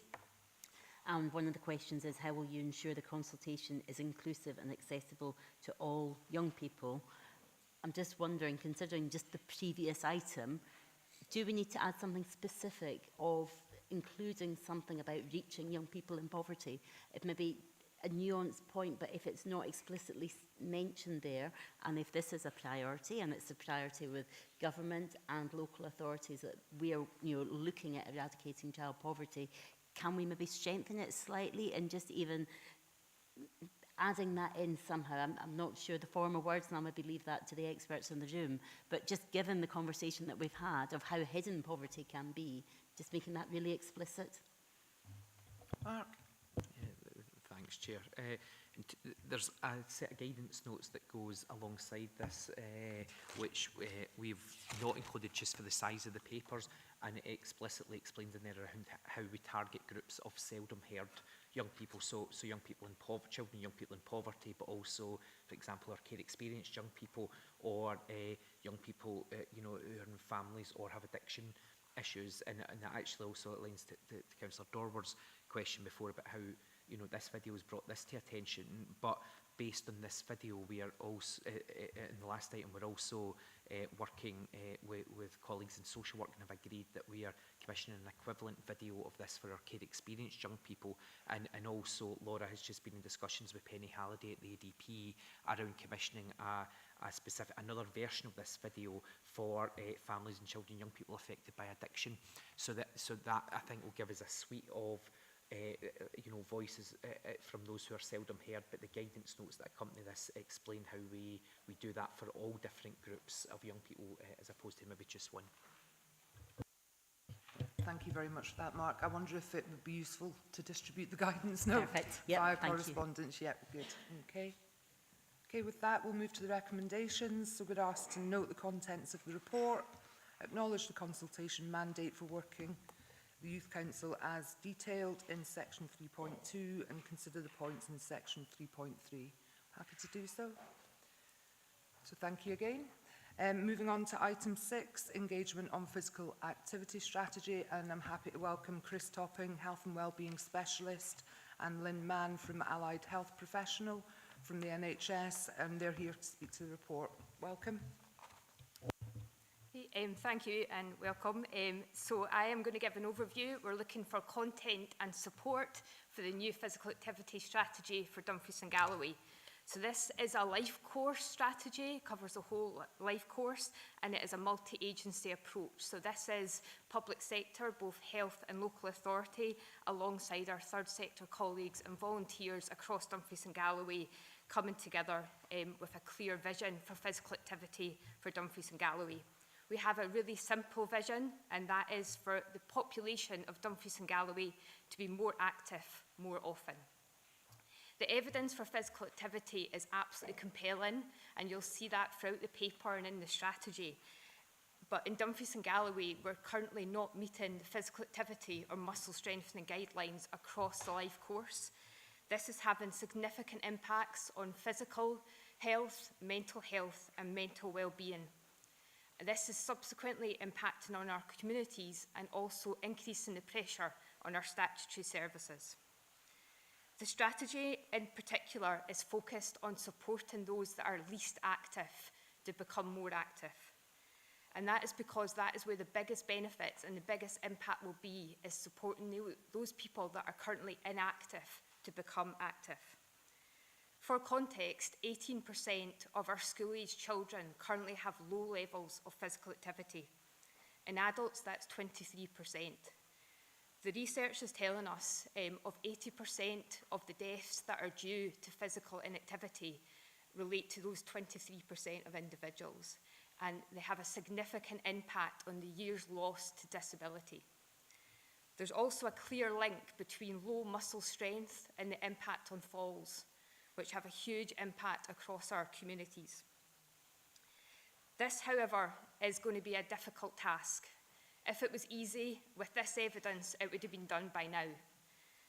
Physical inactivity you can class as a wicked public health issue, and it is time for action. This is not the first strategy that's come before this committee, but this strategy is different. This strategy is taking a whole system approach. We have worked collaboratively with Public Health Scotland and their systems-based approach to physical activity to really look at this as a whole system approach. As you can see, the strategy is based around 8 subsystems, and that's a really important point. They have to work together and collaboratively. They can't be seen in isolation. They need to be working together. The strategy has been developed through a series of workshops, both in person and face-to-face, with representation from across the subsystems. So again, that was health, local authority, third sector and volunteers coming together to create this shared vision. The initial workshops generated over 500 actions, which shows the amount of work that we have to do in this area, but also shows the innovative approach and creativity that these subsystems have. We now have worked in conjunction with Public Health Scotland using evidence-based to move the 500 down to the 55 that you see in front of you today. We absolutely recognise 55 actions is still a lot for us to deliver and will need prioritisation and support to move these forward. Particularly for yourselves as community planning, we're seeking your support around the active systems subsystem. It's absolutely critical that this strategy has clear governance that is whole system and partnership working to make sure we can move forward together and make these actions a reality. So this is a call for action. We can no longer ignore the physical inactivity of the population of Dumfries and Galloway. We can no longer ignore the evidence that is compelling around the need for physical activity. So I ask, we've got a committed subsystem leaders that are absolutely driven and passionate about physical activity, and we ask for your support to allow us to move forward and make this a reality so the population of Dumfries and Galloway can be more active more often. Thank you. Thank you very much, Lynn. Happy to open the floor. Valerie. Thanks very much, and thanks Lynn and Chris for the presentation. And I suppose really, it just really to speak in support of, I think previously the last physical activity was a council-only strategy, and I think this time there's been so much work to really make this a system-wide strategy, and it is complex because this is complex, but it is an evidence-based strategy. It outlines the things that we need to do, and I really do firmly believe the leadership that's been behind this, from the likes of Lynn, Chris and Lee Seaton and many others across a range of sectors, has been absolutely fantastic. And I would probably just highlight that Scottish Government are due to publish the Population Health Framework later this month, and healthy weight, physical activity are going to be kind of key themes in this, so it would very much align with that forthcoming approach from Scottish Government as well. So I think they've done a really fantastic piece of work in pulling this together. Thanks. Thank you very much, Valerie. Katie? Thanks, Gail. Yeah, no, really excited to see this, and absolutely, I think if we just put a little bit more money into public health and such things, we would look at, you know, better outcomes, but these are the eternal questions that we're trying to grapple with. It's just really a simple request to add into the recommendations, if appropriate. I'm acutely aware, as I'm sure you are, Gail, as well, of a special interest group happening at COSLA between local and national government. The special interest group is looking at sport and physical activity. So actually, is there an opportunity to feed this work locally into that national conversation, because it is something that, you know, collectively 32 local authority leaders have agreed that this should be a priority. And if we're leading the way in D&G, I think we absolutely should be shouting about that and getting as much support as possible. Thank you. Quite happy with that, yes, absolutely. Dawn? Thank you, and thank you for the report, the presentation, and for bringing forward the strategy. Really important work, and just want to thank Chris and Lynn as well for enabling me to kind of see some of the work in action, because, you know, there's some really compelling stories, you know, and personal accounts of the impact of the work that we do across organisations to support people who are inactive or who are referred or developing muscle tone and balance. And I've seen some of that work in action, and I know from talking to those people, you know, the impact that that has on them personally. And so part of my question is around how do we capture those stories of impact and outcome, because often it's at an individual level. So that's my first question. And second is just reflecting that we're here today as in a joint meeting with the Youth Council. And so I'm interested in how the voice of young people has been reflected in the strategy, and how, you know, that will be maintained as we go forward, because that's really important. You know, we've had a number of conversations today, you know, around that commitment to listening to the voices of young people and those that we don't hear very often. So I think it's just really helpful to hear, you know, how this has been informed by and will be informed by young people as we move forward. Thank you. So I'll try and answer both those questions. So The first one is that aligned to the strategy, there'll be a full evaluation plan that will sit behind each of the subsystems. But I think we've already got some really strong established mechanisms to look at how we evaluate our physical activity programmes. So within health, we look at outcomes. So did people's physical activity change? Did their mental well-being improve? And did their social isolation and loneliness change as well? So we're capturing that already. We're looking at health economic evaluation. So every pound the public sector put in, what do we get back in terms of healthcare costs averted? And we're also doing more and more to try and capture those stories as well. I think it's fair to say historically we've not always been great at that, but we're now collecting them as we go to try and evidence the impact. And as you said, I think we've got some good examples which we're happy to share if anybody's interested. So that's the first thing. The second thing, in terms of the young people, I think we're one of the only authorities in Scotland who do an annual physical activity survey of our school pupils, which I think averages over 3,000 responses. And those reports now are broken down at regional level, but also at school level. So every school and head teacher, active schools team gets a detailed breakdown of how active the children are and young people in that school, what are the barriers and what are the motivators that influence their participation. And that data is fed directly into the strategy to try and take that evidence-based approach. So, so some detailed work being done in those areas. That's really helpful, Chris. Thank you. Douglas?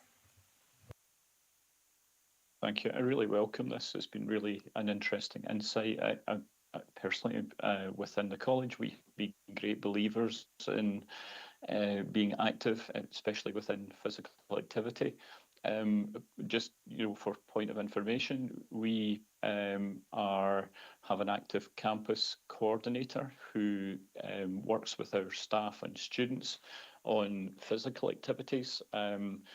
There are 24 colleges in Scotland, 18 have active campus coordinators.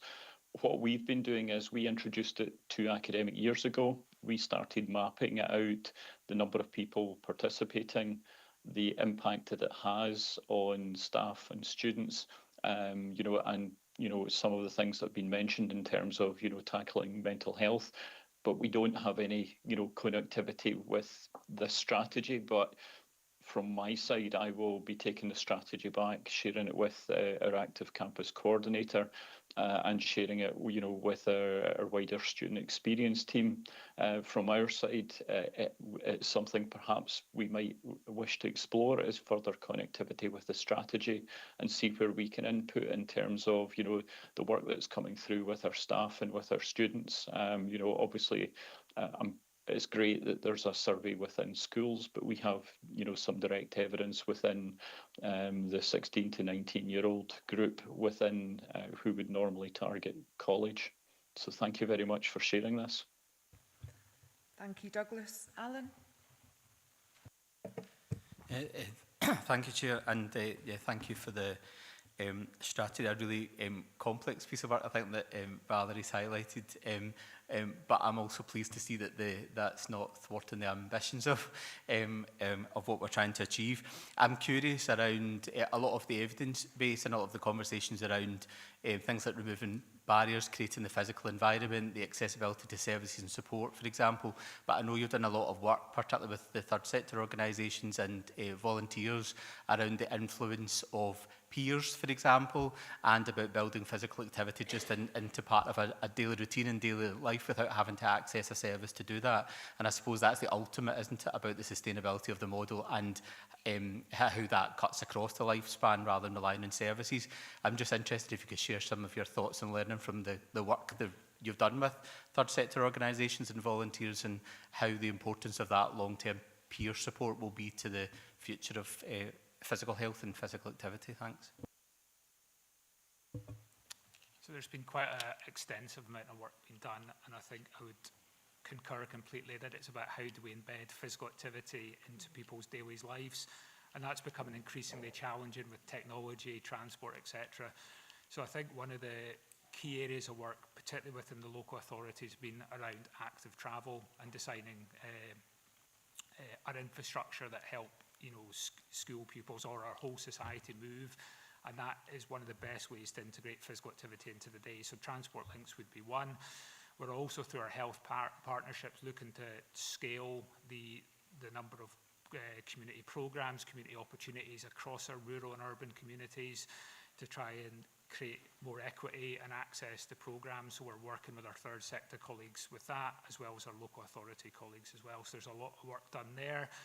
There's a lot of work in the planning as well, stages at the moment about how do we actually take a whole systems approach, which the strategy looks to do, to how we build and scale those relationships. So I would agree. I don't know, Len, if there's anything you want to add.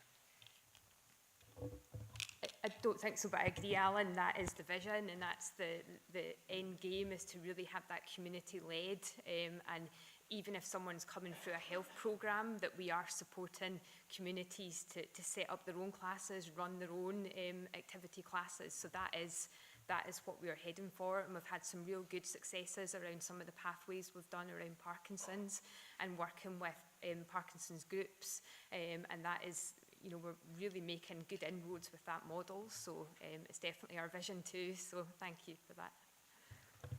Thank you. Linda. Thank you, Gail. Thanks, Lynn. Thanks, Chris. I've got my back to you, but I'm talking to the microphone, so apologies for that. This is a fantastic report and long overdue, from as far as I'm concerned, report. We have an ageing demographic in the region. We all know that, and this is absolutely fantastic in terms of trying to address issues that maturing, shall I say, brings to us all. So two questions. One is, you know, we know deprivation exacerbates health inequalities. That's not a surprise to anybody. How do we engage? I said target, I thought that's not the right word, it's engage. How do you engage with people who are perhaps less willing to do so, less aware of the opportunities that are there for them, or the benefits of engaging in additional physical activity? And maybe a question for our youth council. One of the things we're looking at across the health service, across all the public sector services in Dumfries and Galloway, is prevention and early intervention. Maybe a bit overdue, but we're doing it now and it's great. So that's looking at how do we prevent things becoming worse before they get worse. And sometimes it's looking at working with our young people to say, how would that work for you if we're looking at prevention or early intervention in terms of exercise, healthy living, and a healthy lifestyle? Just how would that work for you? How could we engage with you to do that? If you want to answer it. Thank you. Thank you, Linda. Val's going to come in. Excellent, thank you. Sorry, I was just waiting around to see if anyone else had a chance first. Generally speaking, I think there's a very case-by-case basis for this for each of the young folk, and for how we each feel about our own physical and mental health. We all have our own different issues and we all have our own different goals. So for a wider part, I'd say a good state to be in would be at least having some participation across the board in different events and extracurriculars with some degree of activity, because that provides a good stepping stone for people to go on and progress to their own different levels and to their own different goals. For anything more in depth, I'd probably feed back to you offline later on so we don't steal away this part of the meeting. Thank you. Thank you, Val. Okay, I have John. Yeah, thanks, Gail. Yeah, very timely having this report in front of us today, and like others, I'm sure it's given me an opportunity to reflect on what I do to be healthy, and apart from walking the dog and playing badminton isn't really much more. And I think it fits very well with what we've been discussing earlier in our meeting with colleagues from the Youth Council. I was at a meeting last week, and it was in a community setting with a youth project linked, and we were just hearing very, very, very cleverly the way that people can be creative in finding solutions, and one of has been that we were being told that some young people were having difficulties maybe having access to hot water because of costs of living and all the impacts that have, and the youth projects are able to possibly help with memberships to a leisure centre. So there's access to classes, to swimming, but also to hot water for showers. So it helps with morale, self-confidence. And I thought that was a really creative, out-of-the-box way of thinking. And I know that around the table, that creativity is there. And I'm sure, moving forward with this piece of work, that, there's lots more to be added. So I just wanted to thank you for that and look at how we can do that collectively. Thank you. Thank you, John. I've got Emma. I've got a couple things to add. So my first kind of question is, do you think that young women maybe have less opportunities than boys when it comes to the sports sector of things, maybe feeling like they can't join in, for example, football or whatever, because it's a male-dominated sport? And my second kind of question is, how are you going to cater for young people with autism and neurodivergent young people? I'm the nominated youth councillor for children in Dumfries and Galloway with additional support needs. I was just wondering, how would you cater, and maybe for young people with invisible disabilities that aren't always there? Yeah.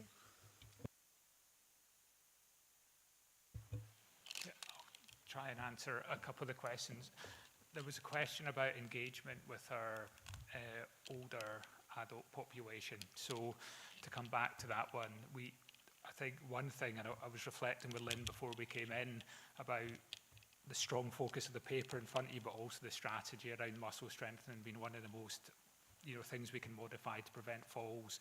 So that was really at the heart of the strategy, really putting that focus on.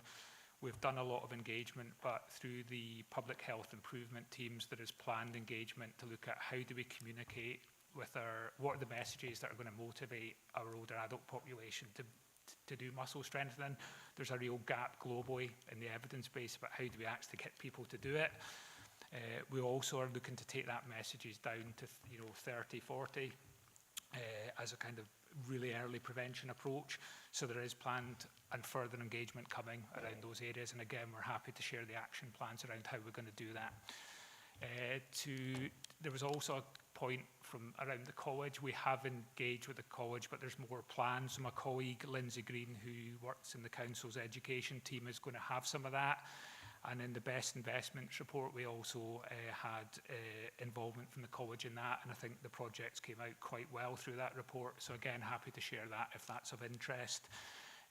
The questions regarding inclusion around disability in sport, we do have an active schools team who I'm sure you'll be aware who are doing some really good work, and they work really closely with Sport Scotland to make sure that staff and networks are trained up around disability and inclusion and wider characteristics as well. But if it's helpful, I can put you in contact after the meeting with the lead officer for active schools, and they probably can give you more detail. But again, inclusion, I think, across the Life Core runs right through the heart of the strategy. Thank you, Chris. Kim? Thank you very much, and thank you first of all for presenting the strategy. I think a lot of work has gone into it, so well done everybody. And I think it's really good to see that whole system approach as well, and the engagement piece that you've done. I think from an IJB point of view, obviously we know that bad health is a massive driver for issues across the whole system. And I know that we are facing massive financial impacts as well, and we know that improving people's health can be a really good saving point. But I think beyond just the financial aspects, with an aging population and enabling people to not just live longer, but live longer well and healthy, I think is really important. And I think the point I wanted to make is in part of the research, what was highlighted is that there were three main barriers mentioned, which was time, existing bad health, and also motivation. So I'm just wondering, we heard a little bit already about that. I wonder if you have identified other overarching barriers, such earlier today we heard about poverty, which could be a contributing factor, and also in regards to ill health and disability. We hear there is a lot of happening for young people in school areas, and there's a lot of people happening targeting older people in regards to their health.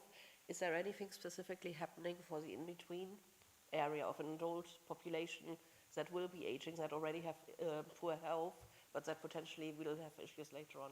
Thank you.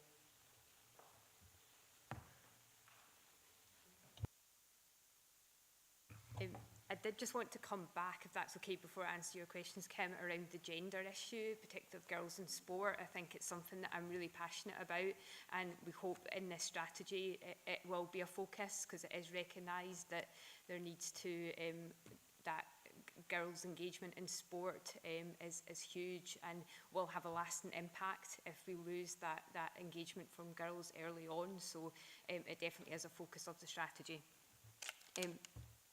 Jump in? Yeah. Yeah, I'll just jump in on that one, particularly in terms of women. We know that across, from primary school all the way through life, females are traditionally less active, and that's a Dumfries and Galloway, but also a national and probably wider challenge in that. So in terms of our school physical activity survey that I referenced earlier, we have gone into quite a lot of depth, specifically why females and women and girls are less active. We have, for example, got information, and this goes for disability as well, by each physical, sensory, etc. What are the type of activities they want to do more of? What are the barriers? What are the motivators? So part of the challenge for us, the Active Schools Group, is to take that data, which we've got at population level, and actually say how are we going to make the changes to influence that. So we've got that, and we're going to do it. And again, we're happy to share.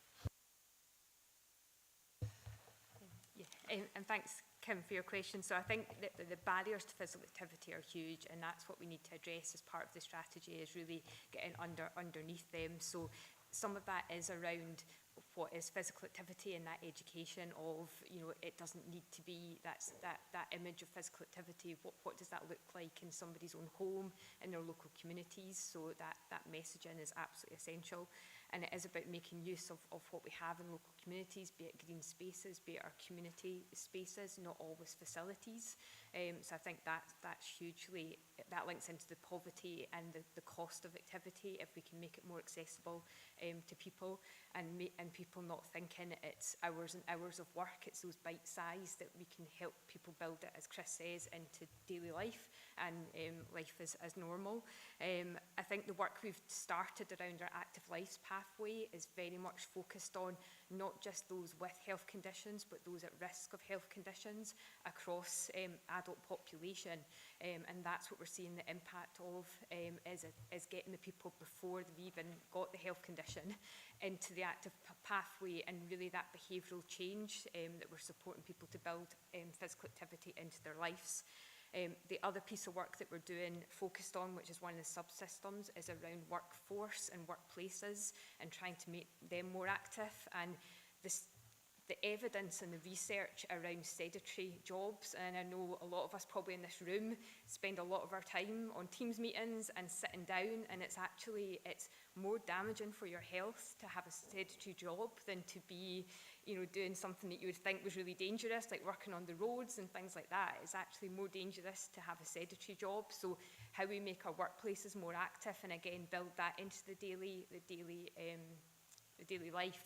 So I think for the younger age group, how we do our workforce and our workplaces is huge in the strategy as well. Thank you. Thank you, Lynn. Emma, did you want to come back in?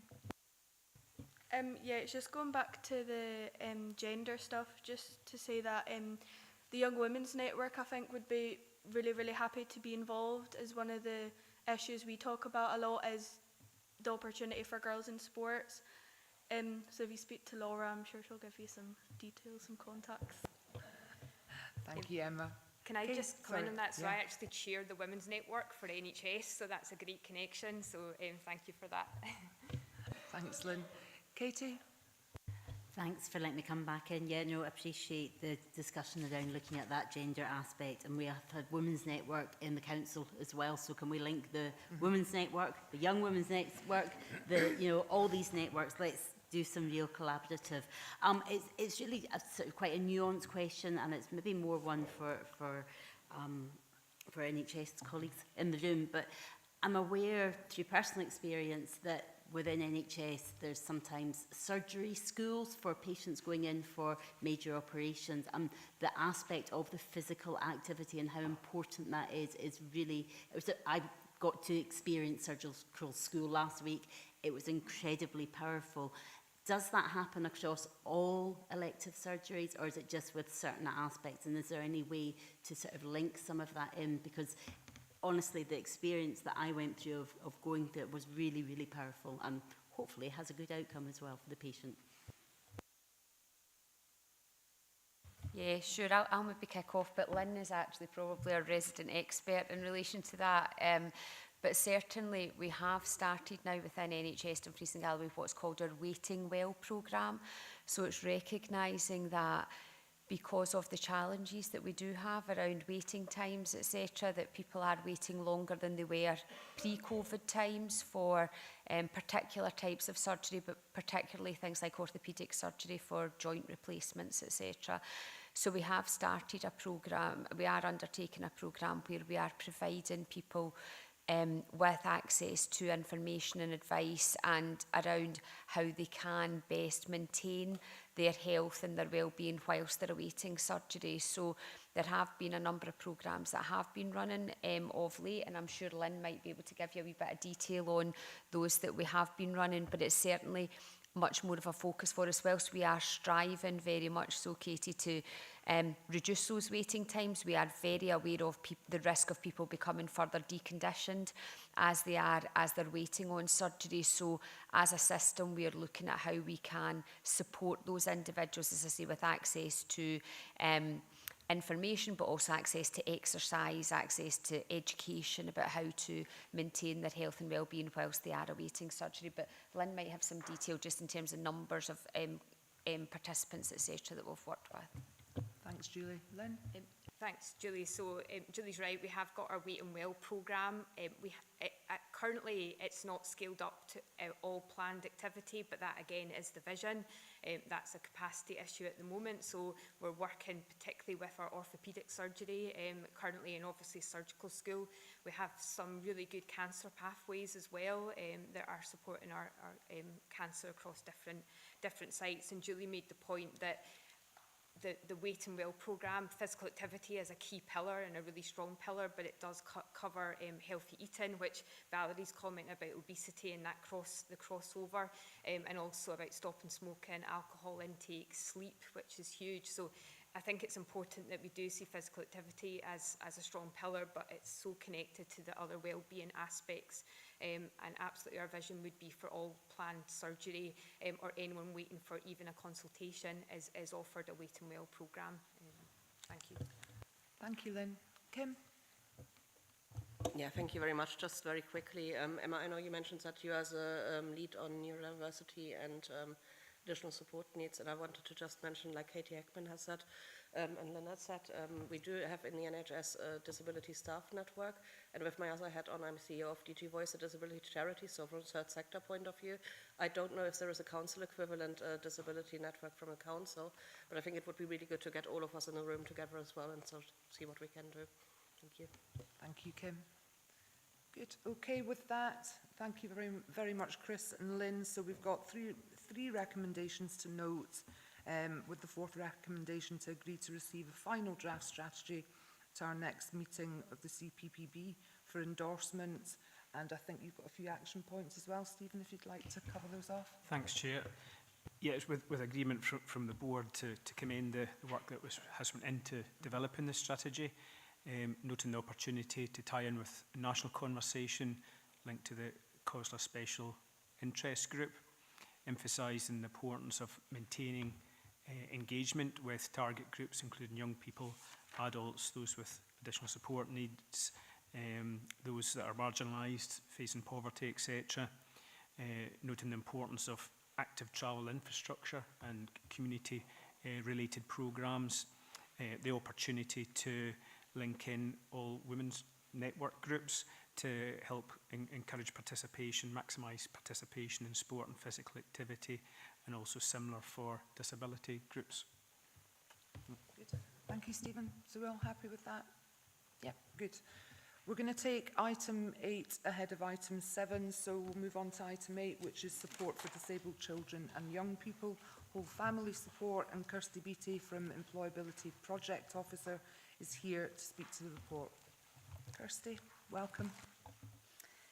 Thank you for inviting me today to speak to the report submitted on the progress of the Support for Disabled Young Children and Young People Whole Family Support Project, which is funded by the UK Shared Prosperity Fund.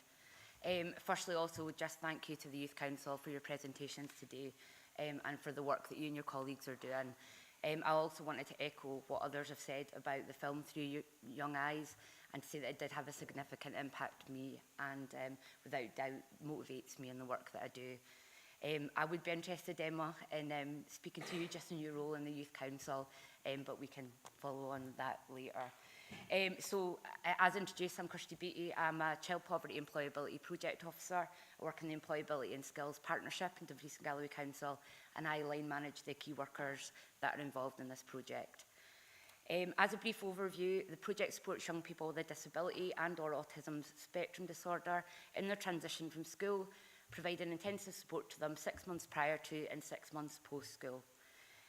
Just briefly on our funding, you'll see from the report that we were successful in receiving further years funding from the Shared Prosperity Fund, which will guarantee the project's continuation until the end of March 2026.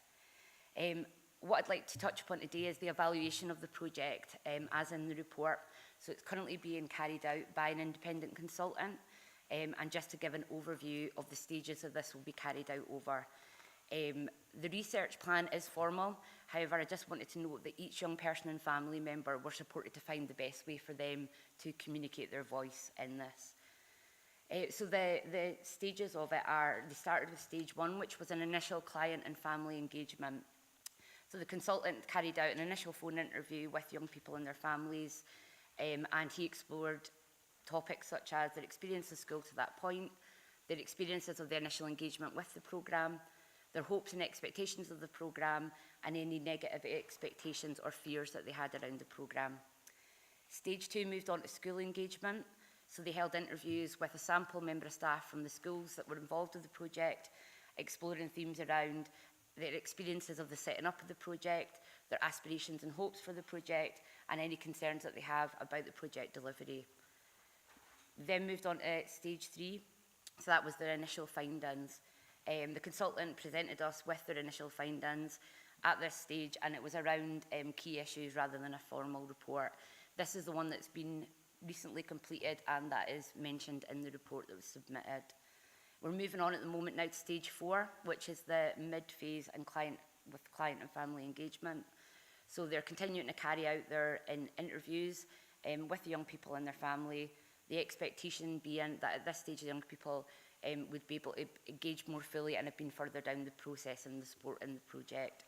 So looking at their experiences up to that point and what the quality of support looked like and what their experiences were, what their hopes and expectations of the programme had been and if they had been met so far, and whether they had developed new hopes and expectations of the project as they became more familiar, if they'd had any negative experiences, any impact that the programme had had on their lives, and whether they would change anything about the programme. Continuing on to stage 5, which is about the school and programme engagement. So interviews will continue then to be held with staff from the schools, involving them in a constant evaluation of the project.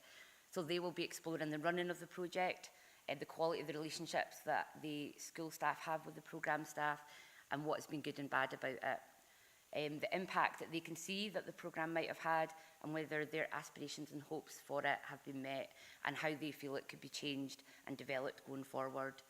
There'd then be another brief update at that point given at stage 6, which is mid-phase findings, and again that would be given in a presentation rather than a formal report. Stage 7 would see the final phase of that client and family engagement. So they would carry out meetings and interviews in a whatever way that was preferred by the person, and that this would involve a further overview and review of the whole experience that they'd had.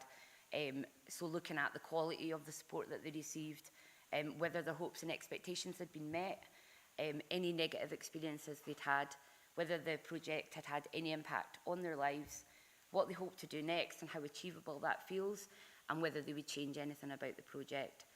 The final stage involving the school would have a wider online focus group, so it would invite in more people that were involved in the school to have an overview right across the board. So that would explore the overall running of the programme, what they felt, how it had been run, the quality of relationships, and what had been good and bad about it.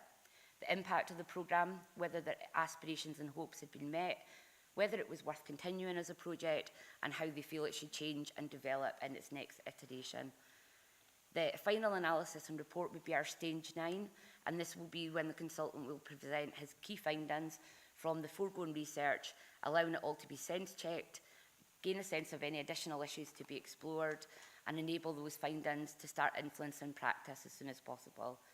The final report will reflect on the situation of the clients at the end of engagement, but will also look at longitudinal information gained and to capture the overall service impact.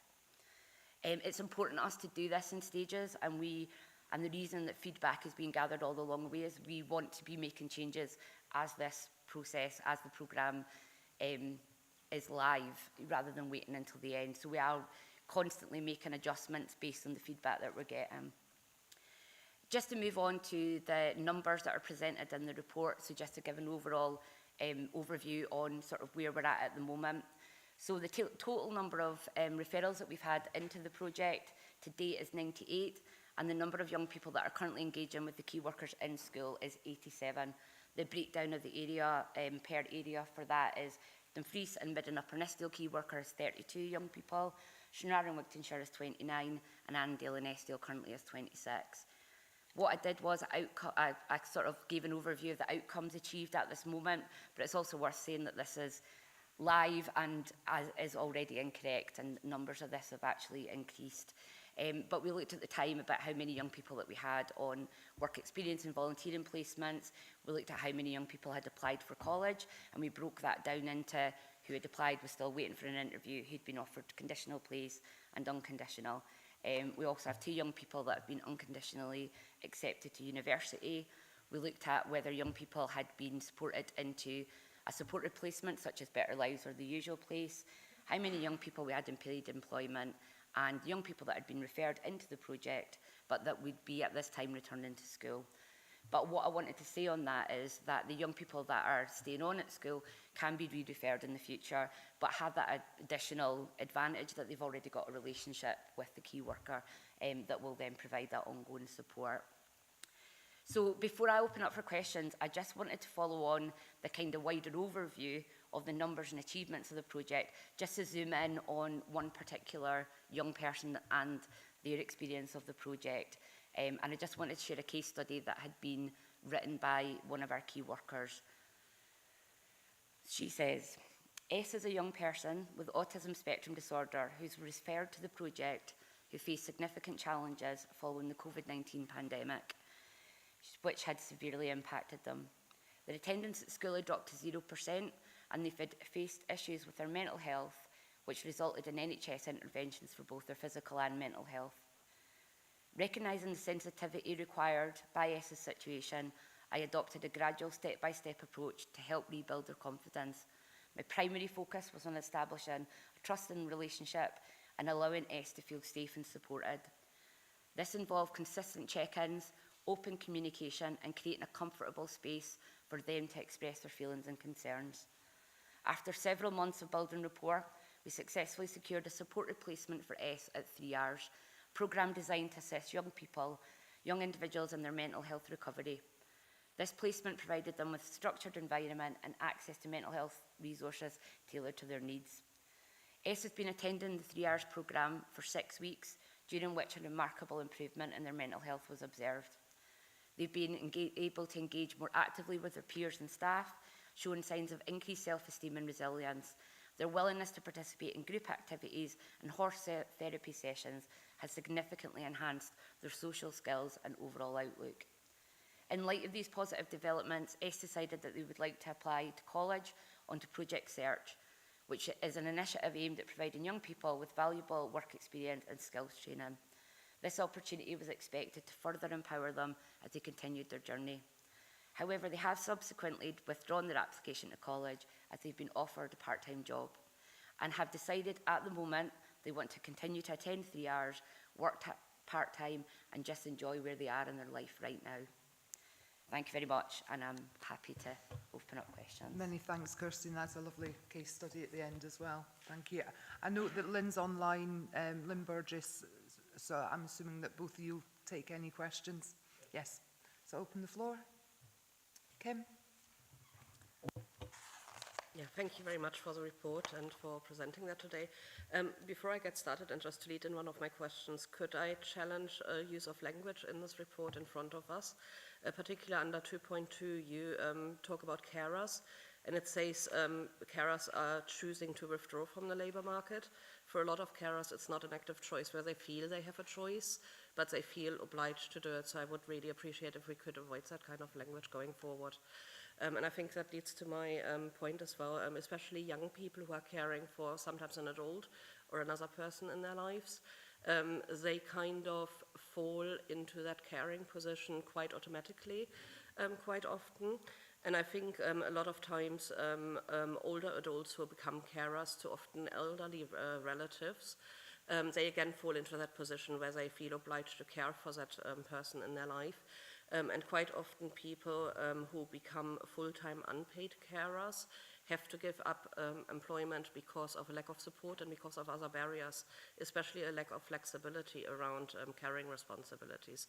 So I'm just wondering in your approach that you take, and I know it's a very specific approach you take with youth as well, which is really great, but do you approach barriers, and how do you approach barriers, and how do you educate others out there how flexibility would be a good way as well to enable people to take up other opportunities? Thank you very much.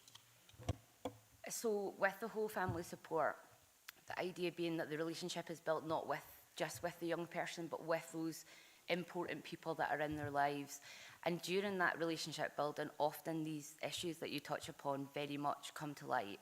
I know that the key workers have met parents and carers that are actually really struggling and look to them for a lot of support. And we've done a lot of highlighting of the resources that are available and are trying to learn and gain as much knowledge, because there is a lot out there. But I think for people when life is difficult, it's hard for them to find those resources themselves. So there's been a bit of the key workers helping coordinate that, and not just go in, there's that service over there, but actually supporting people to access that service. Because I think it's one thing to say there is somewhere over there, but actually it's more the let's go together. So I know my key workers have been to citizens' advice with families to try and get a better idea of what they're eligible and entitled to. But I know that also they're all at the end of the phone if they've had a tough day, and also to look at what other wraparound support they can put in place to make sure that when that support ends from this key worker, that there'll be continued and ongoing support for that family and young person. Thank you, Kirsty. Katie? Thanks for this, and I appreciate, this is an update report. I wasn't at the last meeting, so apologies if this has been asked already. And it's just about that, again, I'm coming back to this joint working, that, we're a collaborative working force here today. I'm aware that there was a piece of work done a couple of years ago called Inclusion for Good, with special rapporteurs with individuals with learning disabilities that went through Scottish Government, where real life experiences were captured.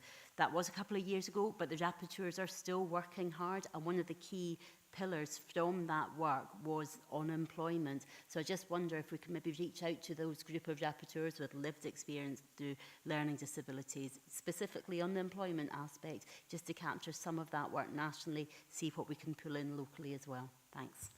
Thank you, Katie. That would be great. I would welcome details. That would be fabulous. Thank you. Joe? I just wanted to say thank you very much. It's lovely to see a report that's focusing on a very isolated group of young people. My concern and my blood ran cold when you said the funding runs out in March 2026, because these young people have been subject to Project Titus for a number of years, and I think until we actually accept this should be a core part, and I'm hoping that your report will have the evidence that says this is core and ongoing work that needs to be done, and it cannot be another project that fails and some families get access to it and others don't. That's very much why right from the start we've involved a consultant to build that data and really clear picture about the impact of the project, so that we can look at how what the longevity looks like and how that's delivered. Absolutely. Lynn, do you want to come in? Yeah, thank you, Chair. I just wanted to add to Kirsty's very valid point. That is why we've built in the evaluation, but also to explain that the SPF funding is the successor for ESF funding. So we're hoping that that funding will continue. But even if it doesn't, this is delivered under the auspices of DG Works, the local employability and skills partnership. So there could be an option through No One Left Behind funding. It is part of the deliberations of the employability partnership, and it would be included in the annual investment plan pending the evaluation, but I think the numbers speak for themselves already.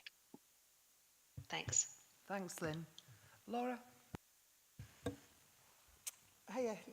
It was a conversation Emma and I were having a couple of weeks ago about young people, children and young people with lifelong health conditions as well as a disability or an additional support need. And like, we think there's maybe a gap there for in terms of employability and training and stuff for young folk that are like juvenile arthritis or diabetes or chronic asthmas and stuff like that, because it does throw a barrier up in terms of what kind of employment they're able to look for. So I'm speaking on behalf of Emma here, but it is something we have spoke about that we would be really keen to maybe look at how we can maybe explore joint work in there. Absolutely, to both of you, that would be fantastic. And we are supporting a young person at the moment that's actually got life-limiting disability, and I think it's about ensuring that people are supported fully in whatever way they want to, and at the moment they want to continue in education and have as a full of life as possible, and that's what we're here to do, is to support that. Thank you. Thank you. Thank you. Valerie? Yep, I think it's a really important project, isn't it? Because the reason why this was kicked off was because of the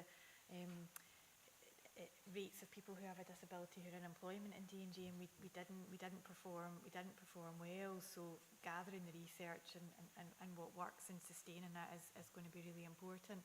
And it was just, Laura, on your point, yeah, I was just wondering whether maybe there could be a connection with Fiona Payton, who's our Child Health Commissioner, because she probably is maybe be aware of some of those health pathways where there might be individuals who are struggling with employment, and it just might be a connect to explore that a wee bit further. So certainly happy to connect in with Fiona if you're not already. That would be great, very much so. Thank you. Thank you. Okay, with that, we'll move to the recommendations. Thank you very much, Kirsty and Lynn, for presenting that. We're being asked to consider the progress and outcomes for the support for disabled children and young people project. And Stephen, is there a summary of a couple of actions there? Thanks, Chair. Just to pick up on Councillor Hagman's point about tying in with the rapporteur's report, and Kim's comments about re-looking at the language associated with carers and some of the impacts there, and also tying in about the lifelong conditions and the impact that has. Good, thank you, and thanks again. Moving back to item 7 now, so tobacco and vaping updates, and Stephen and Valerie are here to speak to the report. I think we've also got Rebecca Kirkpatrick, who's our tobacco control practitioner from the Quit Your Way service, available online to help answer any questions. So who's leading off, Stephen? Thanks, Chair. Yeah, I think I'm kicking off. So for new board members, this has been a key issue over the last 18 months to 2 years, really, and it's incorporated within our LOIP action plan, and was the top issue in the 10,000 Voices consultation that many of you will be aware of. So at the September board meeting, we agreed to support the key actions that are detailed in the report, and then we followed that up in December and agreed a joint statement and letter to be sent to UK and Scottish Government, and you can see the response from the Minister for Public Health and Women's Health in Appendix 1, and we're happy to take some reflections on that. At section 3.4, the Council's Community Protection Manager has just highlighted the powers that they have in terms of regulation in this area, and also hoping to secure an additional resource, which would be really, really important, but also of concern at 3.5 is the increased use of nicotine pouches, and also that retailers are responding by bringing in extra large reusable vapes. So that's obviously of major concern. And in terms of, we do have Rebecca on the call. It was also agreed that we would develop a training and awareness programme. So that's been taken forward through the Quit Your Way service, along with youth counsellors and the Youth Work service. That is now ready to launch after being tested, trialled, etc. It's going to be used as mainly an e-resource with some support sessions in the first instance, and there's opportunities to grow that. And Rebecca's available just to chat a wee bit more detail about that if board members would like. Thank you. Valerie? Sorry. Yeah, I suppose just to come in, I'm just really keen to get feedback from the Youth Council as well, because this was an issue that was raised through the 10,000 voices. We've come together as community planning partners to really make a stand in terms of this issue and make our position on this known and take forward action in collaboration with the Youth Council. So really keen to, how is this felt for you? Are you happy with the work that we've done and that we continue to take forward? And obviously Rebecca's here to speak to any kind of questions that anyone may have in terms of the training and the issues that young people are still facing in relation to this. So that's me. Thanks. Thank you. Oh, thank you, Valerie. Rebecca, do you want to come in at this point? Yeah, so hi everyone. It was just to say that really the training programme is ready and that will be rolled out across Dumfries and Galloway, sort of targeting towards anyone who's got involvement with young people. So something that's come out with my work when I've been in schools is that young people feel that their trusted adults maybe don't know enough about these nicotine products, so it's trying to educate them a bit more so that they've got that first point of contact, someone that's got the relevant information. So hopefully we can get some really good feedback on this, and then we can start to develop a training programme that can be used with young people as well. But always happy for any feedback. I always say to people when I'm in schools, like, I'm not a young person anymore, so I don't know what it's like for them. So I need their input so that it's the most relevant information that's going out there. And I think there's so many unknowns, but the facts that we do know definitely need to be raised and shared with everyone. So if anyone's got any feedback or any ideas, I'm more than happy to listen and take that on board too. That's great, Rebecca. Thank you very much. Max? Yeah, so just on 3.5 about the nicotine pouches, also known as snus. So I'm just wondering, I don't know if this is a local authority and it can be done at a local authority level, but about that there's no current age restriction on nicotine pouches, but every other nicotine product has got an age limit. So I'm just wondering why snus isn't restricted, and if this is something we could move forward a bit quicker as a local authority, as it is becoming an emerging problem with young people now, as a lot of young people are using it and it is really dangerous. So I'm just wondering if this is something that can be done. Thank you, Max. I didn't actually realise that either until I listened to a radio programme the other day, and I was quite stunned that there's absolutely no age limit on it. So we can use certainly this forum to write to the appropriate regulatory area. We'll work out what that is, but absolutely, because it was news to me. I only learned that a few days ago. So, Rebecca? Yeah, I was really horrified by this as well when I found that out a few months ago doing some research, and I checked in my local shop. I asked them, if you were to scan snus, like what comes up, and it actually comes up on their screen, so they have to ask the age limit for it. So I didn't say to them, you don't actually have to, because it was a SPAR, it was a big company, but I thought it was quite interesting that different places must be taking their own approaches with it. So it might be interesting if there was a way that we could find out a bit more about that. But completely agree. I don't know how to put it, but some young people definitely still believe that there is an age limit on it, which is great because then they won't try to buy it. But I do think that it's a great concern because more and more people are using it. So yeah, absolutely agree. If we could move forward with that, that would be great at a local level. Thanks, Rebecca. John? Yeah, thanks, Gail. Yeah, it's just been touched on, and I think that is an alarming new trend or trend that is emerging. I welcome the fact that we have taken this as a serious issue on the back of the 10,000 voices that was given to us, and their findings as one of their key priorities. I'm curious about, while we're working with education, we're working with people to try and help stop. I'm wondering whether we now need to be harsher or harder on the element of the availability and the numbers of young people who are able to actually access it due to peer pressure or being able to buy over the counter in various properties. I note in the key issues that we've got, there's been a couple of examples, but those are two very small but welcome examples, but that I'm sure would be replicated across the region. And the numbers, I would assure, would probably be quite alarming to us at committee. So I'm wondering whether we can build in the fact that actually more can be done at that angle on top of everything else that we're doing holistically, trying to help people who might want to access other services to stop. Thank you, John. Rebecca, do you want to come in on that? Yeah, I think I absolutely agree, and I think this adds to the complexity of it all, because the way that young people are getting them, my understanding from what they tell me is that it's through friends, it's through older people, so it's through Snapchat or through Telegram. So there seems to be so many different avenues that they are able to get it.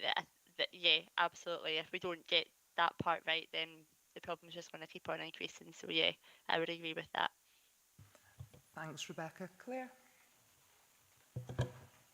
Thank you for this, and I will couch a bit like Rebecca. This is not my subject area, but I have taken the time to spend with colleagues who lead on vapes, and they'd be very happy to follow up in terms of the conversation and some of the minutiae, because there's a lot happening in this space just now. Obviously, it's a big focus, understandably, it's been discussed. So there's some nuances there in terms of, and again, this is not my subject area, but the snus are actually banned. So it's a lot of the focus is around the pouches just now, and there's a lot of legislation that's happening. So it might be worth just us having a sidebar conversation. So the offer's there if you find that helpful. There's also some emerging approaches across Scotland. So the Ayrshire have set up a multi-agency task force to focus particularly on some of the legal aspects of that. So there's some good examples there. And then Scottish Borders have just set up a toolkit. So I think it builds on a lot of the good work that you've demonstrated in this paper. But it just the offers there to have a sidebar with the specific the colleagues across Scottish Government who've got the subject expertise in relation to that, which might be helpful. Thank you, Claire. Valerie? Yeah, it was just coming in terms of the enforcement, Joan, that I think there is a commitment within the council to look at that enforcement, particularly in light of the ban, which is detailed in the paper. So I think again that's another welcome outcome of bringing this subject to the table, that we've looked at it, and that colleagues around the table are also doing that. So Sandra Harkness from Training Standards wasn't able to join us today, but I know that she's really keen to take that forward. Thanks, Valerie, that's helpful. Any other questions? Comment? No?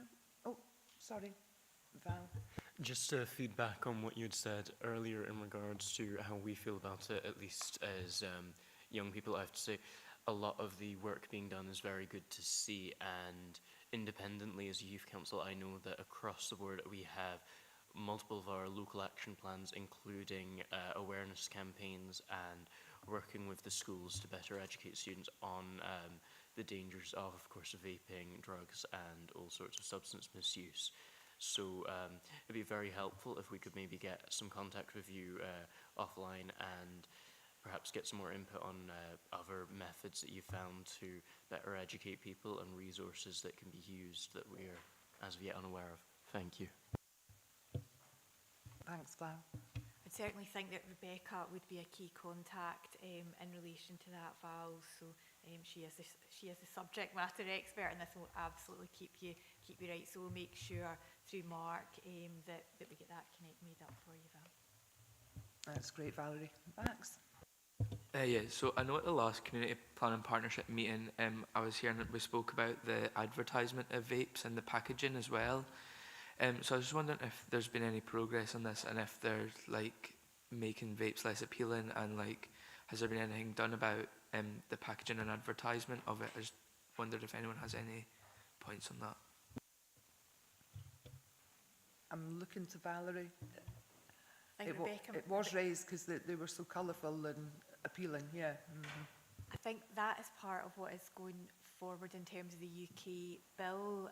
So there is action that is happening in that space, and I think one of the things that we had highlighted is could this happen quicker and faster as well. So I certainly think that regulation is happening and coming in, and obviously we had made a public statement as well where we had called on local retailers to consider how these are displayed to our children and young people in advance of that as well. But I don't know if Rebecca wants to come in any more detail in relation to the ban, because I think that shouldn't be terribly far away, Rebecca, because it was in that legislation. So the ban of disposable vapes is now in place. So that's already ongoing. My understanding from that and speaking with Ash Scotland is that this sort of banning the disposable vapes has been the first major step, and then the next part will be that reduction in how appealing they are, and a huge part of that is how they're advertised, how they look. You know, they don't have the horrible images at the moment on the packaging which we have on cigarettes. So hopefully I think that will be the next step. But again, it comes back around to that availability and accessibility. That's what's appealing to young people, and it's normalised now because we see them everywhere that we go, and they're so bright and colourful that when you walk into a shop your eyes are drawn to it. So yeah, I do think, I'm hopeful that will be the next stage that comes to help us tackle it. Thanks for that, Rebecca. Alan? Thanks, Chair. Just on the back of Valerie's comment, we did formulate and publish a statement around our position in response to what we had all agreed, both in the particular marketing and the packaging, the responsibilities of businesses, for example, as well as the compliance. I'm wondering whether, now we know what we know about the pouches and the prevalence of the pouches, whether this is the opportunity for the Community Planning Partnership to update our statement in terms of our belief that there should be age restrictions on those pouches, for example, given that I think a recent action at SLT was to review the communication that went out as to whether the statement actually reached everywhere that it should have. I'm just making a suggestion. It sounds like the room there might be consensus, but if there's an opportunity for us to update our statement on the prevalence of pouches and the fact our belief that there should be some age restriction, this might be the opportunity to do that. Great, thank you, Alan. Good idea. Okay, with that, we're being asked to consider the response from the Minister of Public Health and Women's Health, as detailed in the appendix. Note the work being undertaken through the Council's Trade and Standards Service is detailed at para 3.4, and the emerging issue of concern is outlined at 3.5.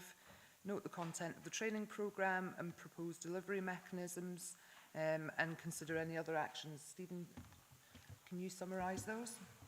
Yeah, just a few things to pick up on. There was a keenness to continue lobbying in terms of concerns over the nicotine pouches. Look at the validation side of things in terms of age and the impact of peer pressure on young people to use these. Claire's offered support to link in with government colleagues, particularly around lobbying, etc. Noting the Youth Council have positive actions linked to their local action plans and an opportunity to maybe tie in there in terms of education and awareness. I think that's all. Covered your own handwriting. Yeah. That's great, Stephen. John? Yeah, thank you for allowing me back in. I'm wondering if we can in the future, I mean, it is such a topic that has generated a lot of discussion here at Community Planning and concern. I wonder whether there's an opportunity for some further information regarding the training standards aspect and about the enforcement, because I think that is key to help us deal with this issue, but also with Kirsten and other colleagues, what are we doing for the whole holistic approach to it? So I would welcome more information from training standards at a future paper. No, I think that's very valid, and Stephen will make sure that that's arranged. Sorry, Chair, there was one more just about updating, Alan suggested, updating the statement and getting buy-in for that. Good, thank you. Okay, with that, we'll move on to item 9, Community Planning Improvement Plan. And again, Stephen and Valerie are leading on this. Who's going first? I'll start off, and there's a lot in this report. Obviously, it follows on from the workshop held in March.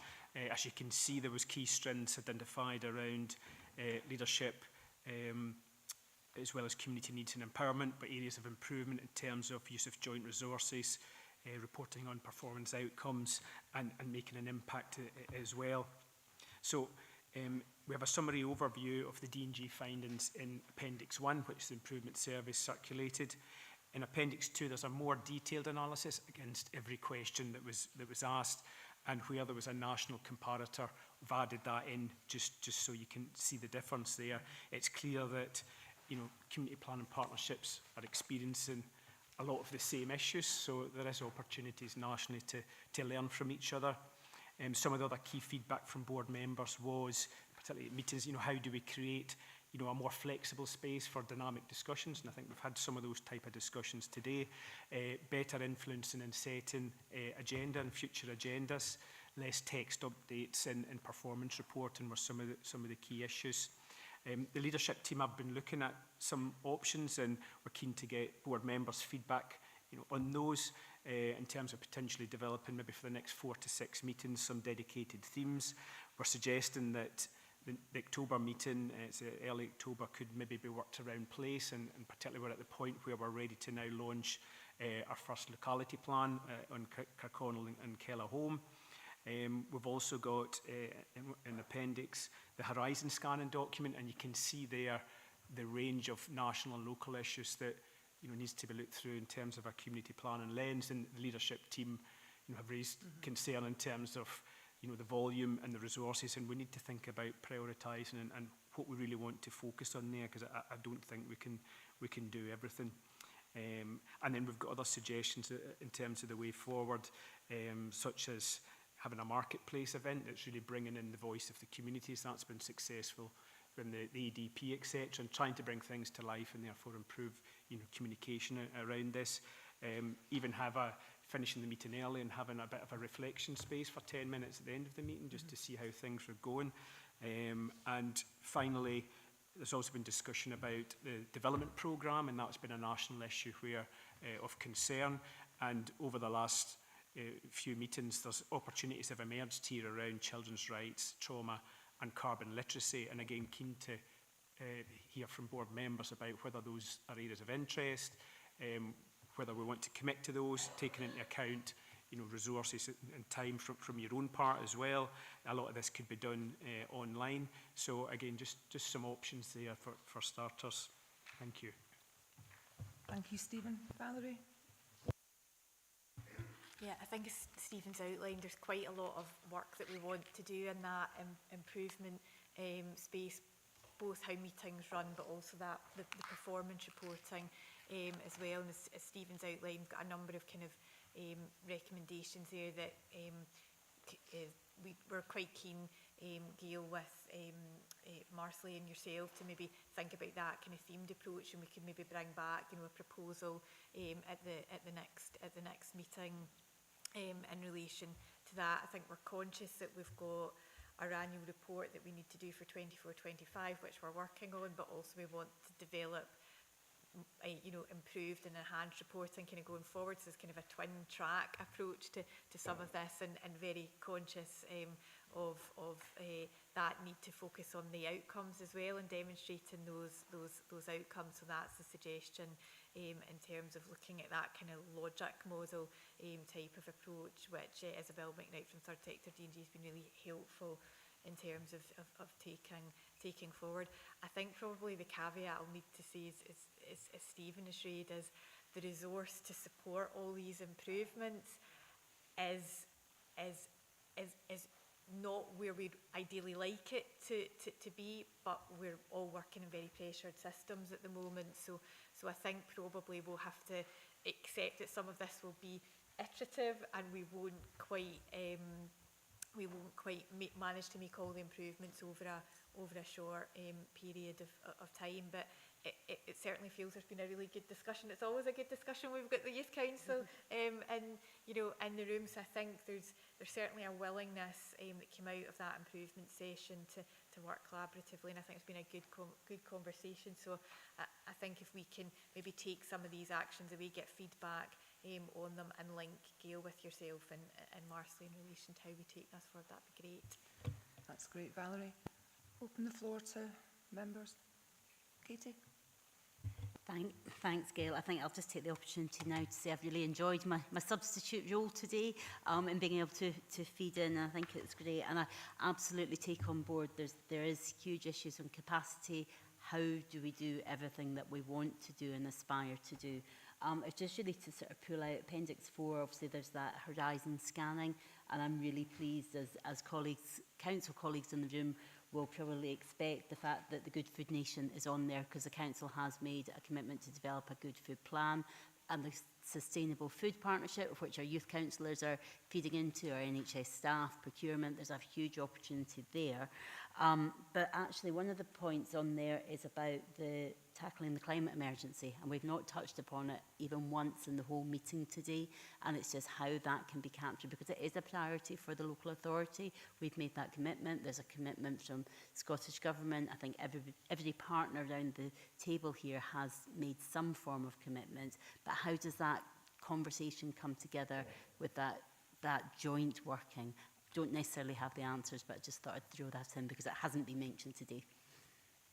Thanks, Katie. Do you want to pick up on that? Thank you, Chair. Thank you, Councillor Hagman. That's an excellent point. In the last month, we've met with the leads from Council and SOS in terms of the kind of wider climate action, because there's been concern about the regional economic strategy and the LOIP and duplication. So we're trying to tie all those component parts in, but that led to a discussion about there's lots happening out in the community that's not maybe being brought in here, looking at the work of the biosphere. There's a lot of climate work within the place plans that are under development, but at the moment that's maybe hidden to board members, and we need to kind of delve into that detail and try and bring it back. And through the, in terms of revising the format for these meetings, if we could integrate the community to come and maybe tell their stories and demonstrate that impact and what's happening, then I think that would be a good start. Thank you. Thank you, Stephen. Any other questions or comment? Julie? Yeah, thank you, and thanks Valerie and Stephen for bringing the paper forward, and thanks to colleagues for the opportunity of participating in the session that we had with the improvement service. I thought that was really useful. I suppose when I look at this though, I still, and I recognise that the breadth of community planning and makes this a very complex area. However, I suppose I would like us to really challenge ourselves as a community planning partnership board to think about what are our top priorities, because when everything's a priority, nothing's a priority. So, and I really do think we need to take on board Valerie and Stephen's comments about capacity, and I think one of the key messages that came out from our session together was that we needed to pick on a small number of key priorities that collectively the whole is greater than the sum of the parts. And that's what we're here for around community plan. It's not about what we as individual organisations bring, it's about what we together can do to address our biggest priority areas. And I suppose as I reflect on our conversation today, we had the fantastic presentations from our Youth Council, and we talked about child poverty. But really, where did that conversation get us to? And I know that we're going to have something come back from our Poverty and Inequalities Partnership to think about what do we need to do. But our conversations around here, I think, need to be about what more do we need to do as community planning partners out with here, so that we are collectively coalescing around a really small number of priorities actually that will make the biggest impact to our population in Dumfries and Galloway. And I think Appendix 4 in this paper is really, really helpful, that sets out the local and the national priorities. And I think for us as a community planning board now, we should be looking at these and almost prioritising these priorities. And my suggestion would be that we come up with 2 or 3 for the next year that we focus in on round this table and really delve into the depth, you know, so that we're coming away from here when we have a session on child poverty, and that we're all really clear about what we're taking away, what we're doing collectively to really make an impact in that space. And I think the other areas, when Valerie, you talked about the performance reporting, etc., we need to try to alleviate some of our partnerships that are out there from the constant spending time writing reports, looking at data, sending us data. We need to be getting really much smarter about that and thinking about what are we looking at that's almost sort of by exception in terms of performance, so that we're freeing up some of that limited capacity that we've got to focus in those small areas. I suppose, Chair, I'm just throwing out there, I suppose a wee challenge to us around that Appendix 4 to think what would be our top 3 or 4 priorities that we would look at over the next year, that collectively then when we did come together, we weren't receiving lots of papers, we weren't receiving a tome of documents, we were having a conversation about what difference we're making in Dumfries and Galloway. Thank you, Julie. Alan? Yeah, thanks, Chair, and absolutely would agree with everything that I think Julie's mentioned. Some of the reflections, I suppose personally, having been sat on the SLT and to the board, I've found until today, I do have to say, a very little variance to the conversation, and I've always wondered whether we're actually clearly defining the role of the senior leadership team, who much more have that transition around the activity to outcome, and the board, who I strongly believe should have a strong focus on our progress towards outcomes. We shouldn't at this level be monitoring the individual data, and makes me also conscious as a board member that every request I make for a little bit more of this, I would love to know that, I would love to see it comes back, is a request that's going to a colleague somewhere else who has to pull that work together. I also think we have a range of partnerships across Dumfries and Galloway as part of our community planning structure, and I'm also curious as to whether we delegate that accountability into those partnerships. Those are the subject matter experts, who the reason they're in the partnership is they know what they're talking about. So again, I would I suppose throw out there in question to all of us as to whether our curiosity about activities leading to the work rather than our oversight as a board as to whether we're making progress to our outcomes. I'm perfectly comfortable to delegate a responsibility for delivery of actions and outcomes to our poverty and inequality partnership, to our employability partnership. And I suppose my third theme, linking to what Julie said, is the theme of community planning overall is about what we can collectively do. It should not be a space for each of us to be accountable for our own sphere of work, but it's also supposed to have a very clear lens around inequalities and inequity. It's not about the volume of work. So a bit like Julie, I'm throwing that out there into the mix. I think that in some of the 3 points for me, I think the board could help perhaps in alleviating some of the work about defining clearly what the board expects versus what's in SLT versus what sits in our partnerships. I do think that we should be focusing on a top few things that are really important to us with our collective lens, not activity-based lens. And I think it came out interestingly in the survey, but not in the session with the improvement service. But how effective are we as a community planning partnership? That was one of the requests that came out of the survey, but didn't quite feature in the conversation. And again, I think we just need to be thoughtful of that. Overall, there's a lot to be done. I am genuinely worried about, there's a list of things included in there that the SLT's presented of all the activity. And are we still expecting as a board to see all the same reports whilst also asking the SLT to enable the change? And maybe we also need to be cautious of is what would we be comfortable with as a board to put a pause on, to not see for a little while in a cycle, to allow the SLT to lead some of that change. Otherwise, I fear we'll still come back to next meeting with the same approach, whilst the SLT are still struggling to find the resources to that change. So I don't know if that's helpful, Chair, just reflection and some thoughts. Thanks. No, I think that's really helpful feedback, Alan. Thank you. Dawn?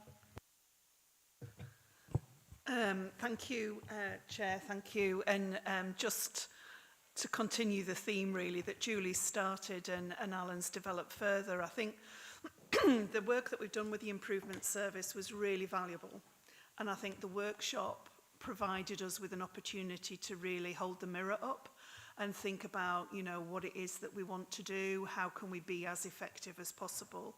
But unless we prioritise, we're never going to get there.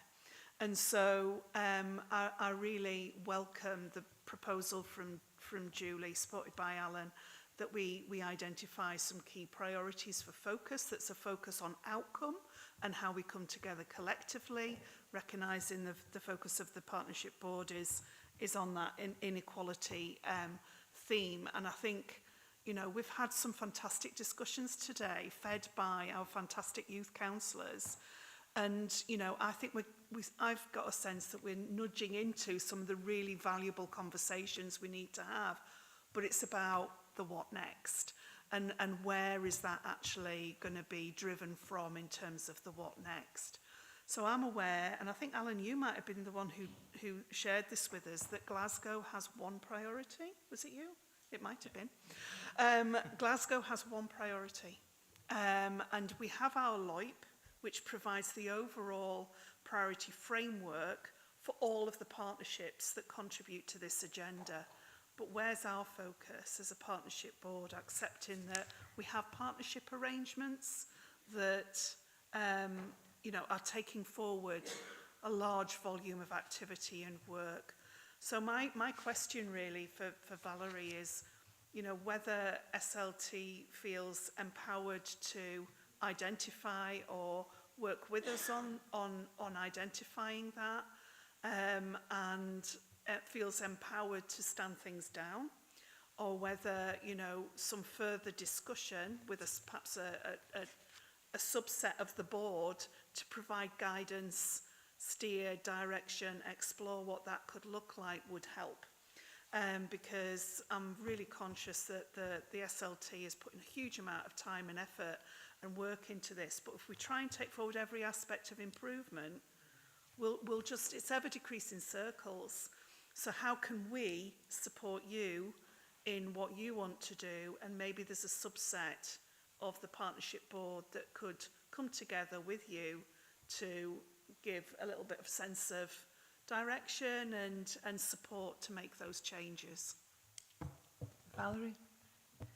I think, Gail, that would be really welcome, because I think we've got historic community planning structures, and one of the things that we have talked about at SLT is asking looking at the partnerships and where do they actually report to from a kind of statutory perspective, and what the reason is for them reporting into community planning, because I think there's partnerships that don't report anywhere, and actually they feel there's maybe a value in reporting to community planning. So it's actually finding out what do the partnerships, do they need to report into community planning structures? What value do they get out of reporting into community planning structures?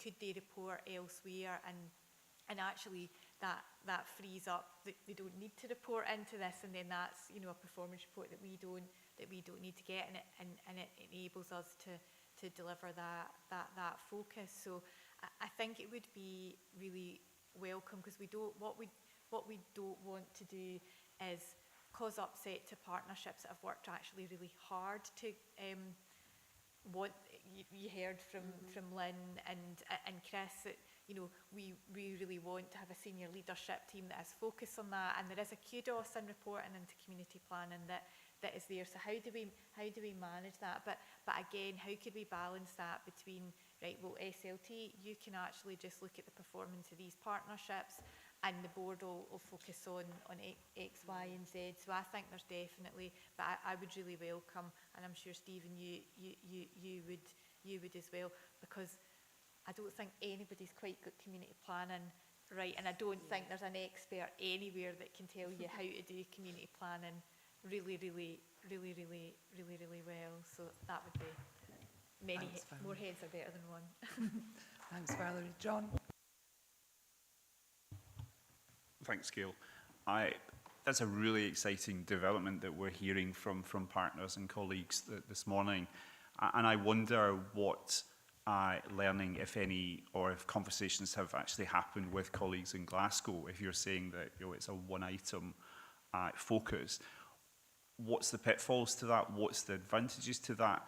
are those conversations started, or will they start? And how do we actually be creative here in Dumfries and Galloway? Oh, very good points, Alan. Now that we're using our CPV to talk about Glasgow, I'm sorry if you're watching this back. I think the interesting part in Glasgow is that it has one LOIP outcome. It's a very big LOIP outcome, and it's family poverty. But what it's doing is joining the dots to say the board is interested in a lens of employability impact on family poverty, on support for families, whole family support, health and wellbeing. But the outcome that the board is concentrated on is, are these things improving family poverty? And when they get there, and that's a long-term view, I'm sure they'll move on to something else. So it's not necessarily that they only see a single partnership view, for example, but they're focused on a single outcome that they've decided is the most important. I think also in their, and I don't know the structures too detailed, but in their other structures, as Valerie suggested, there's lots of activity happening that doesn't come here. And this isn't about devaluing any other work or switching off partnerships, but they're happening anyway. And the reality is, whether this board decides to focus on 12 or 15 or other partnerships, those partnerships are working because colleagues are already working on the ground every day because they believe that's the right thing to do. For me, it's more about the attention of SLT and then of board, not the fact we're devaluing anything else. And to an extent, my kind of position would be, I'm quite happy to delegate to the SLT to call in information from a range of partnerships if it helps form a confidence about progress. But the board's direction shouldn't be, and we have another thing that we're quite interested in, can we add another piece? And I'm just very conscious of that. And also the fact that even in our current partnership structure, I think we've added 2 or 3 new partnerships to the community planning structure just in the time that I've been here, and we're adding more and more, and I'm not too sure that we recognise what the impact that might be or the outcome. So I think the idea of the Glasgow model is that's the lens that the board are looking through. Interested in all the work, but it's a single lens. I'm not suggesting we go from 12 to 1, but I agree with Dawn's point. We need to start somewhere, and if we pick 2 or 3, let's go in that direction, I suppose, is my push. I think if we wait too long, we'll come back in 12 months' time and think, what progress did we make in change? And it might not be very much. Thanks. No, thank you, Alan. Joe? Thank goodness somebody has said it. This is the first time I read the community planning partnership papers that I didn't lose the will to live halfway through. I wonder if English was in fact my first language because I wasn't understanding. I think all the partnerships will keep working. I don't think that's an issue. I think we also have to be clear that I've been at community planning partnership, but nobody has ever come forward and said this is a failing strategy. We have to give people also the right to come forward and say we're stuck and blocked here and we need the community planning partnership board's collective authority and resources to move us from being stuck. So I think we should have considerably fewer resources. I think priorities, I think we should really only focus on 1 or 2, and I said it when we did the LOIP planning meeting. I said let's just have 1 priority, maybe it's whatever. But I also think we need to free up partnerships while they're reporting, not to think that they only have to tell us good news. So when they're stuck, when things are not happening, when they need additional resources, they need to come to us and say this isn't working. And I don't think I've ever heard anybody come forward and say that. And I don't believe that that isn't happening. So I think 2 things, yes, limit our priorities, definitely love it. And the other one is also give partnerships the permission to tell us when things are not working. That would be great too. Thanks, Joe. I would probably echo that, actually, but I think we shouldn't beat ourselves up too much either, because I think we've made massive progress over the past 3 years. And when I first came into the board in June 2022 or whenever it was, I was quite taken aback. And those frank conversations have been had, probably not in public, but I think the board has come a long, long way from where it was 3 years ago. So, yeah, there's been progress. We just need to have a sharper lens on priorities now. Good. Okay, with that, do you want to give a brief summary of what we've got to? Well, I think there's consensus that, and particularly in terms of the appendix, it's got the horizon scanning, that there needs to be focus on, as Julie said, 1, 2, 3 priorities there, and doing less, and just, it's not wrong to do less, but we need to achieve something rather than not achieving anything, but trying to do 10 or 20. Again, just looking at that, I think the separation conversation between the board and the leadership team, and I think that'd probably be welcome from the leadership team point of view, Valerie, in terms of just reassuring we can just go on, or it's not myself supporting it, but the leadership team can go on with just doing it, and we do have the partnerships coming. Sometimes it's maybe minor issues. For example, the ADP came and said recently they were concerned about attendance, so that was them genuinely saying, look, can you try and put a reminder out the importance of doing that. So some of it's been maybe low-scale issues at the moment, but I think we can get there. The locality hubs, again, that's an issue that's been great, and through Alan's team, we're now having honest discussions about, okay, that's probably not working in the way that we intended, and try to do something about it. So I think that's an important issue to capture as well. And yet we can touch base. I mean, we've got good contacts across the country, and national community planning, there's regular networks now for learning, so we can make contact with Glasgow just to see how they went about doing that single outcome and moving to that way. And I think Dawn mentioned about that kind of subgroup of the board working with the leadership team. I think that would be a good one to progress. Thank you. Excellent summary. Good, good. Well, with that, I don't have any further business, and thank you all for your attendance and contributions today. Hope you have a lovely weekend, and just a quick reminder that we're going to take a photograph for Carers Week for those of you that are willing to stay behind and do that. So thank you.